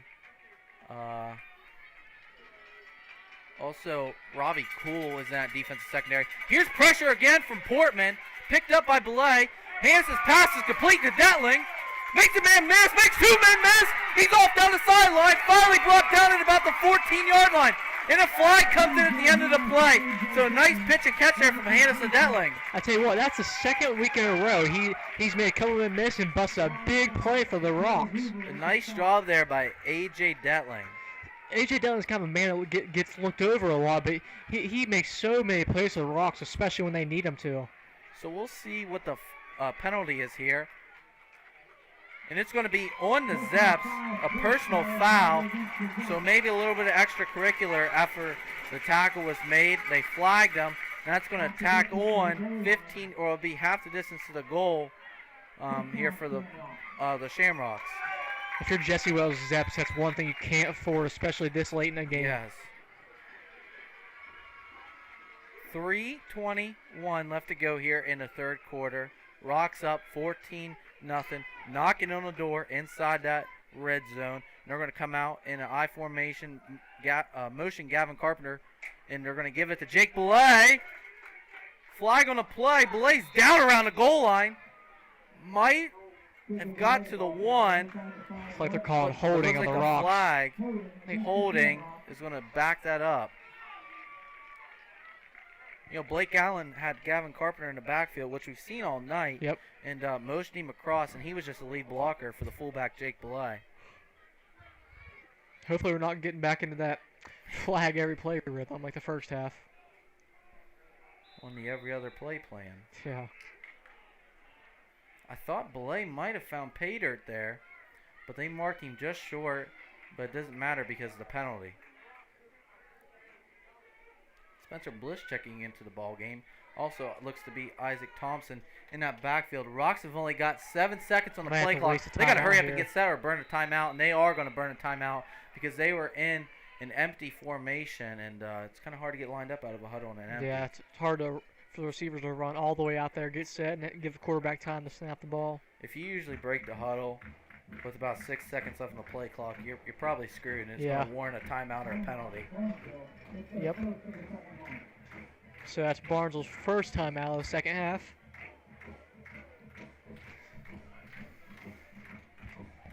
So they take a timeout with 2:40 left to go in the third quarter. And they'll have 2 remaining for the rest of the game. Yep.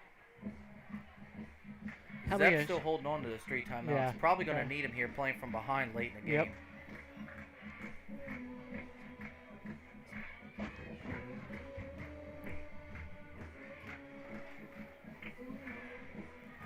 Nice crowd once again here. I'm sure we're at maximum capacity here. Yep. What they say, about 300 or so I think fans? about 300 tickets I think Barnes is allowed to sell. I'd say all of the stands here are probably about filled halfway, I would probably say. Yeah, I would say. But, I mean, the thing is, there's not people lined up along the end zone like there usually is, so that's why. Still a pretty good environment, though, for the limited spectators. You know, the Shamrock community always comes out and supports all the sports, no matter how the teams are doing. Yep. So Hannes is going to drop back to pass, find Bliss on a little screen route, and he's got some room. Touchdown, Spencer Bliss for the Shamrocks. No penalties. Our markers are down. Yet. None yet. And so, quick little screen out to Spencer Bliss, and he's going to take it in for about a 14, 15-yard touchdown. Yeah. I like that play call right there by Blake Allen. It's a real good play call. So the Rocks are going to line up and go for 2 here. They're going to be, and they're having a little trouble getting lined up. They're going to jump into the I formation, snap it, fake it to Woods. Hannes is going to throw it back to Chase Connor, and he was all by himself, but a flag gets thrown in at the end of the play. You know, they ran a little screen there to Chase Connor, and he walks right in the end zone, but there's a flag, and I'm kind of curious to see what they called this on. I was trying to watch on the live stream because I can't see around this wall, so I couldn't really tell what happened.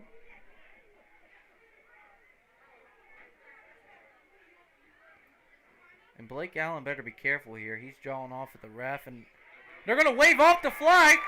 2-point conversion's good. That actually really surprised me that they waved it off. Not sure what drew the flag. Initially, I'd like to hear that answer, but regardless, 2 points for the Rocks. So that's going to extend the lead to 22-0 with 2:32 left to go here in the third quarter. If you're Shenandoah, you have to answer soon if you want to get back into this game.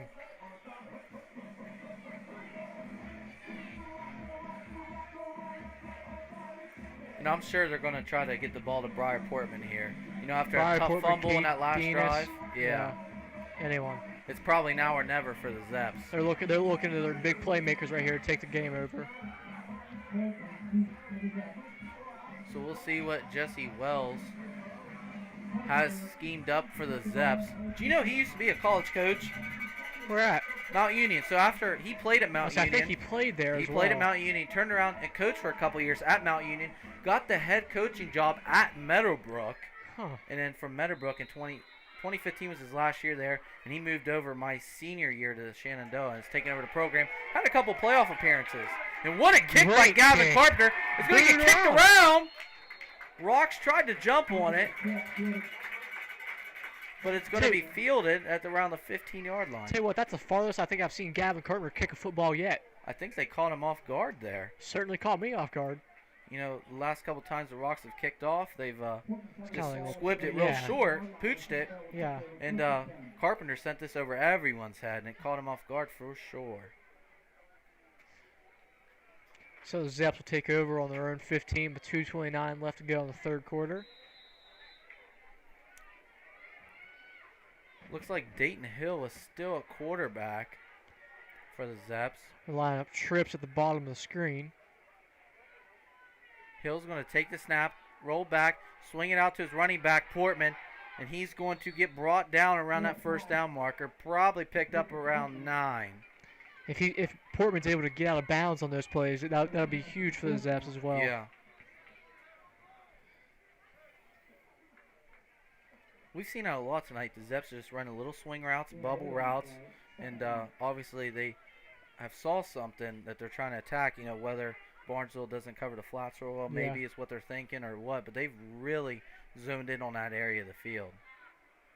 So it'll be second and short, second about 2 here for the Zepps. Hill's going to put a man in motion. That looks to be devolved. Short snap. They're going to pitch it out to Portman. Makes a nice cut. Eventually gets brought down by the senior, Jake Belay. But I think he may have had enough for the first down. But a nice tackle there by Belay. And that's going to move the chains for the Zepps as we approach 2 minutes here in the third quarter. Tell you what, Belay is still all over the field for Barnesville's defense. If it wasn't for the bad snap there, I think Portman would have had a lot more running room, but the snap pulled him, Hill, the quarterback, away from where he was pitching it to, so it made it really tough. Messed up the timing. The Rocks are going to have double A gaps with their defensive tackles, and the Zepps are going to run right at it, and they got a man. He's on the edge. He's going to eventually get brought down by Gage Hannes. Might have been a horse collar there. Surprised that wasn't called. Yeah, me too. Up around the neck area. You saw that jersey stretching, so really surprised it wasn't called. And I believe that was Portman on the carry, but he looks to be shaken up, and he's going to kind of hobble off the field and hit the ground over on that Shenandoah sideline. You hate to see that for the Zepps. I mean, not only because he's one of their key players, but you just don't want to see anyone getting hurt out here now. So after the nice run, it's going to be 1st and 10. Zepps on their own 37. Minute 43 left to go here in the third quarter. Starting to put a little bit of a drive together, but the best player's out, so we'll see how they respond. Denis is going to be lined up as a wing on that right side of the formation. They're going to hand it off. It looks like they're going to pick up about 5 or 6 right there, so nice job there. It looks like it was Tice devolved again. Number 1. I believe he's only a sophomore. Yeah, I think you're right. And he's looking to be a really nice player for the Zepps in the coming years. He's been playing pretty well so far. So it makes it second and about 5 or 6 for those Zepps. Hill's going to be accompanied by 2 backs, 1 receiver at the bottom of your screen. Hill's going to take the snap, hand it off to Tice again. And it looks like he's going to get back to about the line of scrimmage. No gain on the play. So that's going to bring up a crucial 3rd and 5 as 50 seconds and counting here in the third quarter. So the Zepps have got to get moving here down 3 scores. Hopefully Brian Portman's able to come in. Hopefully it's nothing too serious over there on their sideline. Zepps are going to stay in that 2x2 snug formation. Rocks are going to adjust their defensive line. Looks like double A gaps, bring a blitz. It's going to be Jake Belay. And pass is incomplete. That was intended for Cade Denis. Had him on a little crossing route there. Looks like he was open. Ball was just behind him. Yeah, it just looked like it was a little behind him. If that ball's out in front of him, he's got a little bit of room to run. Probably picks up the first down and then some. Yeah, I would have to agree with you on that. A break there for the Rocks, and that's going to force the Zepps to punt. But with 30 seconds left to go in the third, around midfield, look out for a fake. Yeah. And that's what it looks like. The senior linebackers, Jackson and Belay, they're warning everybody to watch the fake. Everyone's got to be true and stay on their keys. Looks like the Zepps are running a man on the field late. Play clock still at 17. It's been a long 25 seconds. Ball's going to be snapped and punted. It's a heck of a punt. Oh, it's a booming kick Oh, over Hanson's no. head. May roll into the end zone, and it does. Man, looked like number 1 Tyson Volb almost fielded that thing around the 1, and that would have been a huge play for the Zepps, but it does end up getting to the end zone. Who punted that for the Zepps? It wasn't Portman, I don't believe. I couldn't catch a number, though. Whoever that was a heck of a punt. Yeah, Barnesville really lucked out right there. It looked like it potentially could have sat inside the 1 yard line, pinned them deep. At the last second, it took a Shamrock roll. So 1st and 10 from the 20 here for the Rocks, and they're going to come out in a wishbone formation. Belay, Hannes, and Woods in the backfield. C.J. Hannes is going to take the snap. Gage Hannes is going to be tripped up in the backfield. That looked to be number 70, Xavier Hannes. Plowed through there, tripped him up. As we head to the end of the 3rd quarter, the Rocks of Barnesville 22, the Shenandoah Zepps 0. I mean, every year it seems like it's always a 4-quarter dogfight, and that's what it seems like it's being this year as well. So as both teams water up and prepare to switch ends of the field here, you know, here in the second half, there's been a lot less penalties. Yeah, thank gosh. I don't know if you get many more penalties than they did in the first half. Time of play, we're at about what, almost 2 hours here. Yeah. Harrison Central looks to be leading Union Local 33-13 in the 4th quarter.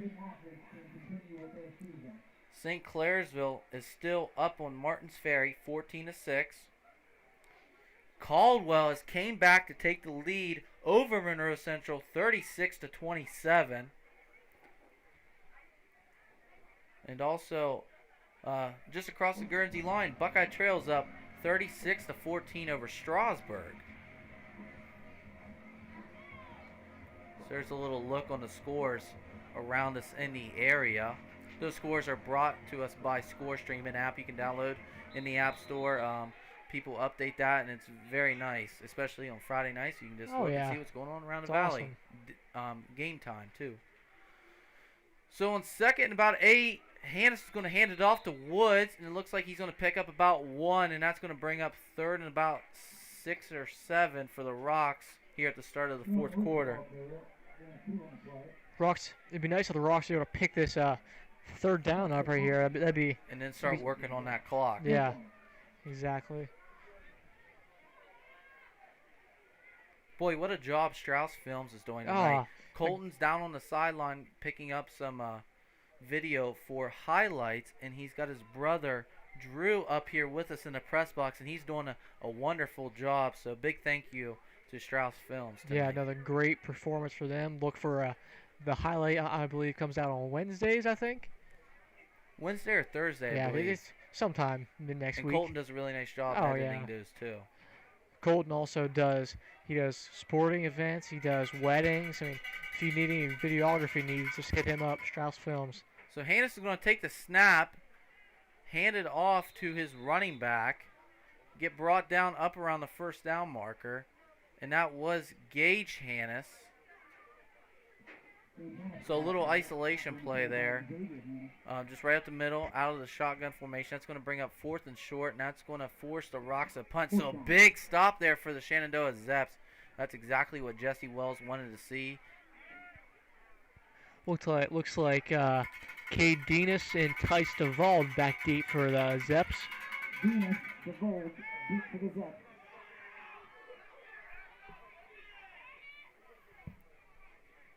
Boy, I was looking at number 9, Wyatt Miley. Boy, he's tall. He's 6'1". Right there on the at your top side defensive end. Oh yeah, I see that now. How tall he was. Yeah. 6'1". hand us back to punt. And it's a nice kick. It's going to cross midfield and right at the sideline. It's going to bounce out of bounds at the 35-yard line. So nice job there, flipping field position as the Zeps will set up shop at the 35 with 9:53 left to go in the fourth quarter. So definitely now or never now. Yeah, they gotta go. They have to capitalize on this drive right here.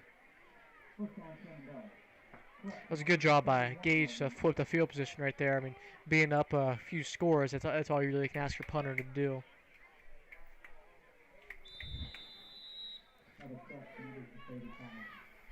You know, the Rocks have kept that same defense out there all night. Yep. Starr, Carpenter, Lucas, Schultz up front, Jackson and Belay, the inside linebackers. They've been taking a lot of wear and tear tonight, and they've been tough enough to handle it. And here is a nice run by Duvall, or that's Dinas, and he's going to get the first down. That looked pretty explosive right there. Dinas runs real hard. He just hasn't had a chance to really show that tonight. So the Zeps are going to hurry up. Didn't take very long in the huddle. No. Call another play, get lined up. Hill, the quarterback, is going to take the snap out of the pistol formation, hand it off to Dinas again, and he's going to get up and gain about 4 yards right there. Looks like Carpenter and Jaden Lucas on the tackle. The two big men in the middle eating up all those blocks, and they do a really nice job up the middle. You really can't ask for much more than two defensive tackles. They've played so well all night, all season, in fact. One big thing for the Zeps is that Briar Portman still is not, and that's a huge loss. So Hill's going to be the quarterback in the I formation. Pitch it to Dinas. He's got a couple blockers out there, and he's going to pick up about 2 yards. Looks like Jake Blake came through a backside hole and came and made the tackle. Number 1, Tice Duvall was the lead blocker on that play. Someone's down for the Rocks. That looks to be Justin Jackson holding that shoulder maybe. Not a good sign there. But he's still walking. Maybe he'll be okay. Hopefully he is. Jackson's another tough kid, so it's going to take a lot for him to come out tonight. Really good wrestler. Yeah. That's one of those things, too. You know, what I've noticed from when I've been coaching, usually your better players are probably wrestlers. I don't know if there's a correlation there, if anyone's ever did some research on it, but it always seems to be your better players are usually your wrestlers.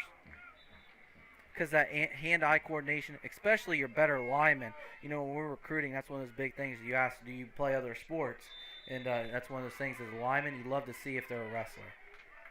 Looks like Connor Jones is coming in for Justin Jackson at the middle linebacker position now. So it'll be 3rd and 6 here with 8:37 left to go in the fourth quarter. Hill's in the gun, accompanied by Dinas, and he's going to fake it to Dinas. Roll out to his right. He's got a man open in the middle of the field, but he can't throw it. And a big hit there from Cameron Woods, and brought down from behind by Jacob Starr. He's going to pick up about 3 right there. I actually think the hit was Starr and Woods colliding with each other. Friendly fire. Looks like he had a man open in the middle of the field, and that was number 7, Hunter Yates, a freshman. Looks like he might have been open, but he just didn't have a chance to throw it. Nope. So it'll be 4th and short. Zepps have to go for it here with just under 8 minutes left to go in the fourth quarter. 4th down. Hill in the gun. Trailed by Dinas. And they're gonna run an option out to him. Pitch it to Dinas, and he's gonna pick up the first down and then some. He's gonna get up to about the 39-yard line. And so nice play there. That's the first time we've seen the option. I don't know if they showed that on film or not before that, but that's the first time we've seen it tonight. And they had a really good pitch relationship right there. Yeah, that was impressive. You know, that's one of the big ways you can figure out if your defense is sound. If you have a guy to account for every man when a team runs the option. And the Rocks had someone accounting for the quarterback right there, but not the running back. And a big stop there by the Rocks. That's going to be Dinas, dropped in the backfield for a loss of about 3. It looked to be Jake Belay, Luke Schultz in on the tackle. And a big stop there. We've seen the Zeps run that play all night, and the Rocks were all over it. So that takes it to 2nd and 12 with 7:05 left in the fourth quarter. Hill still quarterback. He's got 2 backs, 2 tight ends, and the receiver to the top of your screen. He's going to take the snap, draw back to pass. Big pressure from Gavin Carpenter. He's going to let this thing fly. It's picked off by Spencer Bliss. What a night for Bliss. He has played so well tonight.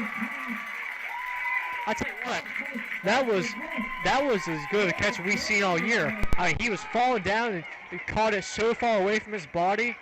Boy, I mean. So Bliss is going to get the interception on his own 6-yard line. Stop the drive, and it looks like with 6:46 left to go in the fourth quarter, the Rocks just going to have to run the clock out here. It's pretty much almost over now, unless Barnesville would turn the ball over right here. Maybe a couple penalties or a turnover, like you said. And Shenandoah can score right away. And then there's another flag. Haven't seen one of those in a while. It looks like it's going to be against the Shamrocks. That's going to back them up half the distance to the goal. It's getting pretty tight down there. That's on what, the 3-yard line now? You know, you don't want to be down there because of safety. You would give them 2 points and give them the ball right back. Yeah. C.J. Hannes is going to hand it off to, it looks like, Gage Hannes. And he's not going to pick up any yards. May have lost 1 or 2, and he's really close to that Barnesville goal line. Shenandoah is all over that. Tell you what, I'm guessing Shenandoah is going to pack the box right here and send almost everybody. They're going to probably fill up every gap and just not let them run up the middle. I imagine the Rocks are going to probably sneak it right here. Yeah, you don't have much room to work with down on their own 2. So clock's winding down to almost under 6 minutes left to go in the fourth. And that's exactly what the Rocks are going to do. C.J. Hannes is going to plunge forward, pick up about 1 or 2, give him a little bit of breathing room back there with 5:52 left to go in the fourth quarter. That's going to bring up 3rd down. So that makes it 3rd down 11. 5:40 left to go in the fourth.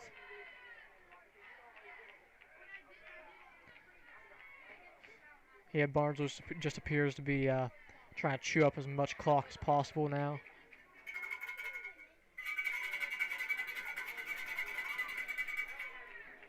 So Hannes is going to be in the I formation, belay the fullback, and they're going to turn around and hand it off. That's Gage Hannes.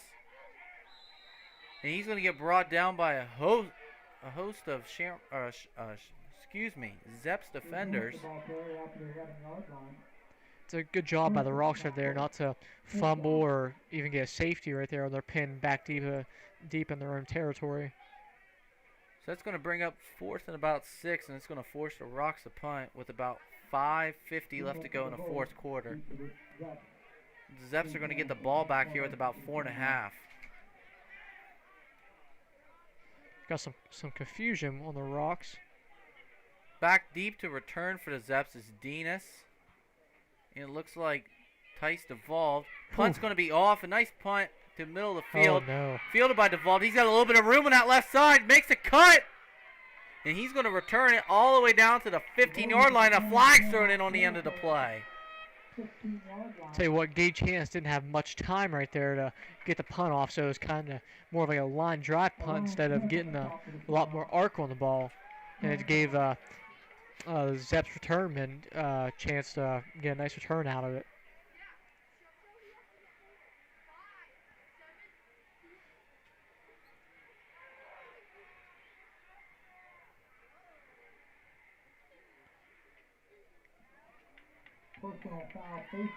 So they're going to call a face mask against the Shamrocks, and that's going to be half the distance to the goal.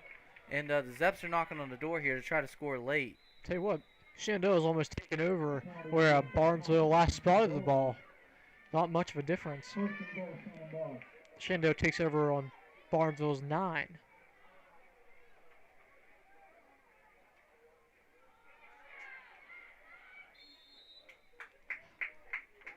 Trying to watch off this live stream. I can't see around this wall, but so I couldn't really tell who made the tackle. I think it was A.J. Detling I heard over the loudspeakers. Second down. Looks like a gain of 2 on the play. Yeah. So second and about, well, second and goal now. Clock's dwindled down under 4 minutes. Hill's going to take the snap, hand it off. Runs over the first defender, and that looked to be Cameron Woods. Tap on the play by Woods and Goulet. Brings up third down. Couldn't see who got the handoff for the Zeps. Zep's ball carrier just kind of steamrolled over the Rocks defender right there.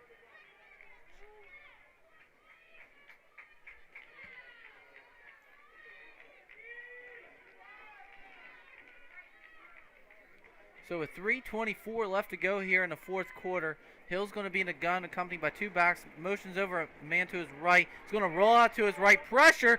Ball broken up by Jake Blay, almost intercepted. Tell you what, Blay's having a heck of a night. He's been making plays all over the field for the Rocks defense. And number 42, Jacob Goulet. First down. So that makes it 4th and goal for the Zeps with 3:14 left to go. And this in the may game. be the Zeps' last chance to get on the board Yeah. here. So 4th and goal, like you said. Probably going to take a shot at the end zone here. I don't think they would run it, although they are going to come out in the I formation. Denis and Devolved in the backfield. They're going to take a snap, and they're going to run a toss play. And it's going to get snuffed out by the Rocks. Once again, Jake Boulay, A.J. Detling on the tackle. The senior stepping up for the Rocks Tell you to what, shut this thing down. And all the Rocks got to do with 3:08 left here in the fourth is run out the clock. that's a great stand by Bryce Allen's defense right there. I mean, Shenandoah started with the ball on what, Barnesville's 9, and they're able to hold it for 4 downs. I mean, Right. couldn't ask for much more if you're Bryce Allen. So this is where you just ask your offensive line, no holding penalties, just keep doing what you've been doing all game. Your backs to hold on to the ball. Right, hold on to the football. Hold that thing and protect it like it's your own kid. Yep. So the Rocks are going to be in a wishbone formation, hand it off to Jake Boulay, running behind Quentin Lazier on a fullback dive. He's going to plunge forward for a gain of about 2. A look ahead at next week's schedule, the Rocks are going to go to River down in Powhatan Point, and that ought to be a good game. Yeah. River has pretty sure a decent running back and middle linebacker, as in Carter Dennis, Yes, and someone to watch. I think he was a athlete of the week last week with Gage. yes. And He- also, what's He that? was pretty sure a year or 2 ago he was All-Ohio Defensive Player of the Year for his division. There's also Michael Johnson, who had a great Yeah. game for River against the Rocks last year, and he pretty much single-handedly beat the Rocks here. That was during Pumpkin Festival, I believe, last Yep. year. So the Rocks are looking to get revenge. As far as Shenandoah, they're going to play Northridge, a team's out of Johnstown. That's in Licking Valley, just east of Columbus. And traditionally, Northridge is a pretty good football team, but it looks to be they're 1-2 right now, and they're coming to Noble County next week. So with about 1:50 left to go here in the fourth quarter, the Rocks just chewing up that clock. It'll bring up 3rd and 6. Hannes is going to have that wishbone formation. It'll be Woods, Hannes, Belay in the backfield. And they're going to snap it, turn around, pitch it to Gage Hannes. Try to get around the edge, and he's going to get brought down for a loss of about 5 there. Couldn't see any numbers on who made the tackle. The Zepps were all over that play. Looks like they're going to call a timeout and try to have another shot to score here. That's what you got to do as a coach. You can't let your players know. You can't show that you're just giving up on them. You know, we kind of saw that out of Edison last week. I was really surprised when they came out after the end of the third quarter and jumped in a heavy package and just kind of ran the clock out. Yeah. That's one of those things where if you see your coach wave the white flag, you know, what's it tell you? Just kind of defeating as a player. Right. So Jesse Wells definitely trying to give his kids a chance here, at least to score with 1:27 left to go here in the fourth quarter. After Northridge, the Zepps are going to play at Buckeye Local, so a chance to get a win there. And obviously, with the way the playoffs are set up this year, everyone's got a chance. It's kind of like baseball or baseball or basketball where everyone gets in, they do the seating just like it, Yep. and then you're going to have to go play probably somewhere if you got a couple losses. There's been a couple local teams opt out of the playoffs too, like Bellsville. Yeah, I believe Steubenville Catholic has also Yep. opted out, and Bridgeport, I do believe. Yeah, I know for a fact Bridgeport has. I was getting ready to bring the same exact thing up. Hannes the punt here, and it's a high one. That's up by the clouds and the stars. And it's going to take a Shamrock roll to about the 42, and that's where the Zepps are going to take over with a minute 16 left. But like you said, some of these teams that are just really struggling, probably struggling with numbers too. They're thinking they're going to have to make a long road trip to a really good team with their seeding, so they're just best off probably opting out and scheduling a game with one another to kind of end their season. Yeah, because teams are able to still play even after the playoffs, even if they would lose the first round. I believe we have a couple games scheduled. Trail, I know for a fact, is scheduled. A lot of teams have games scheduled in case they lose in the playoffs, so they can try to at least get 10 games in. Connor Jones checking into the ball game. Nice to see him. I don't know, did he? He came in when Jackson hurt his shoulder. Yeah, hopefully Jackson's okay, because that's someone that Barnesville Jackson's out there right now. Is he okay? So Barnesville cannot lose him. So Hill's going to throw a screen pass, and it's going to be snuffed out. That was to Tice DeVault. No, he makes a man miss. What a play there by DeVault. He almost sprung it loose there at the end. He did. Spoke too soon. That's going to pick up a tough 6 yards there for Tice DeVault.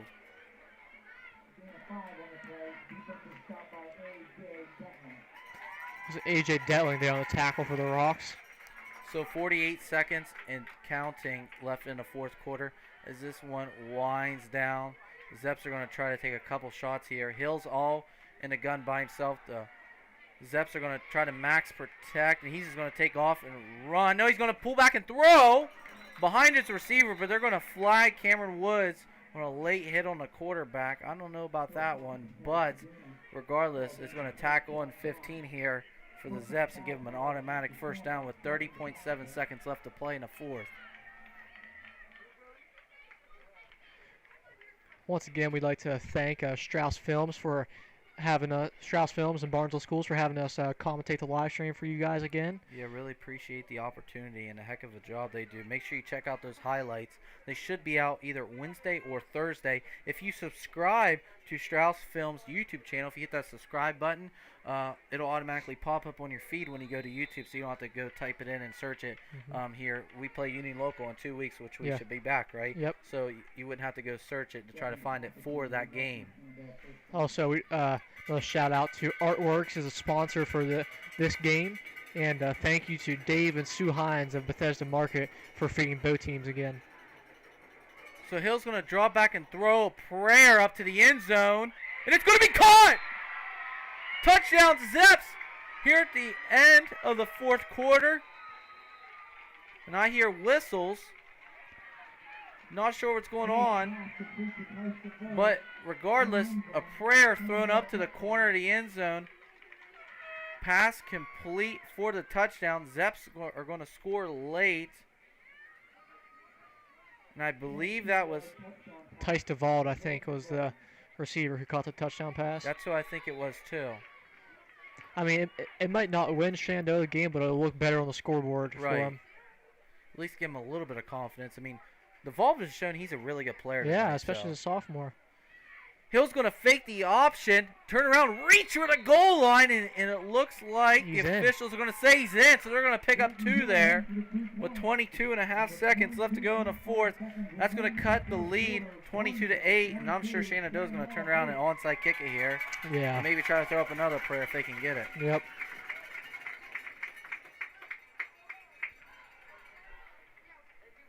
Nice play there by Tice DeVault. Oh, yeah. He probably is the MVP for Shenandoah.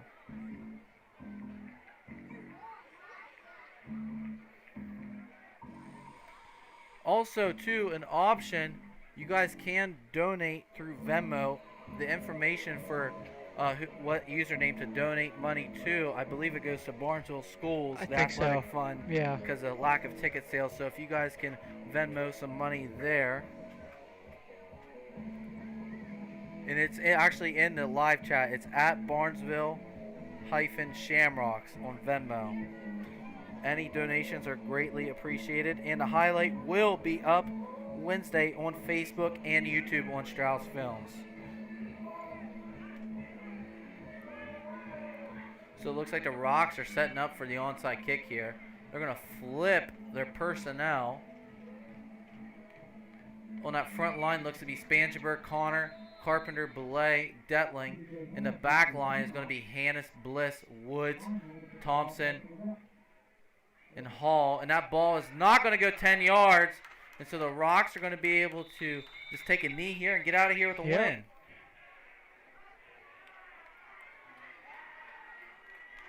It's a pretty big win for the Rocks right here. I mean, you always love beating Shenandoah, and if you're Shenandoah, you always love beating Barnesville. That's right. Like a rivalry, like we said, 2 school districts right beside each other.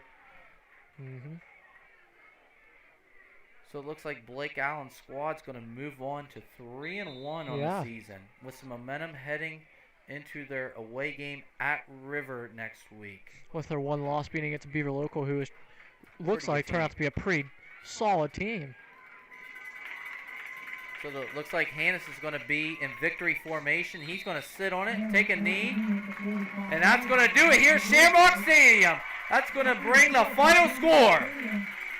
22-8. Blake Allen's Rocks are going to get a victory as they salute Shenandoah with a good game. And I don't know, partner. After the first half, I thought it was going to be a long one, but the penalties got cleaned up in the second half, and thank gosh. It went Barnesville's way. Yeah. So we would also, once again, like to thank Barnesville Schools and Strauss Films for letting us have this opportunity to live stream this game and commentate it for you guys. Really appreciate everyone tuning in. And so long here from Shamrock Stadium. Yep.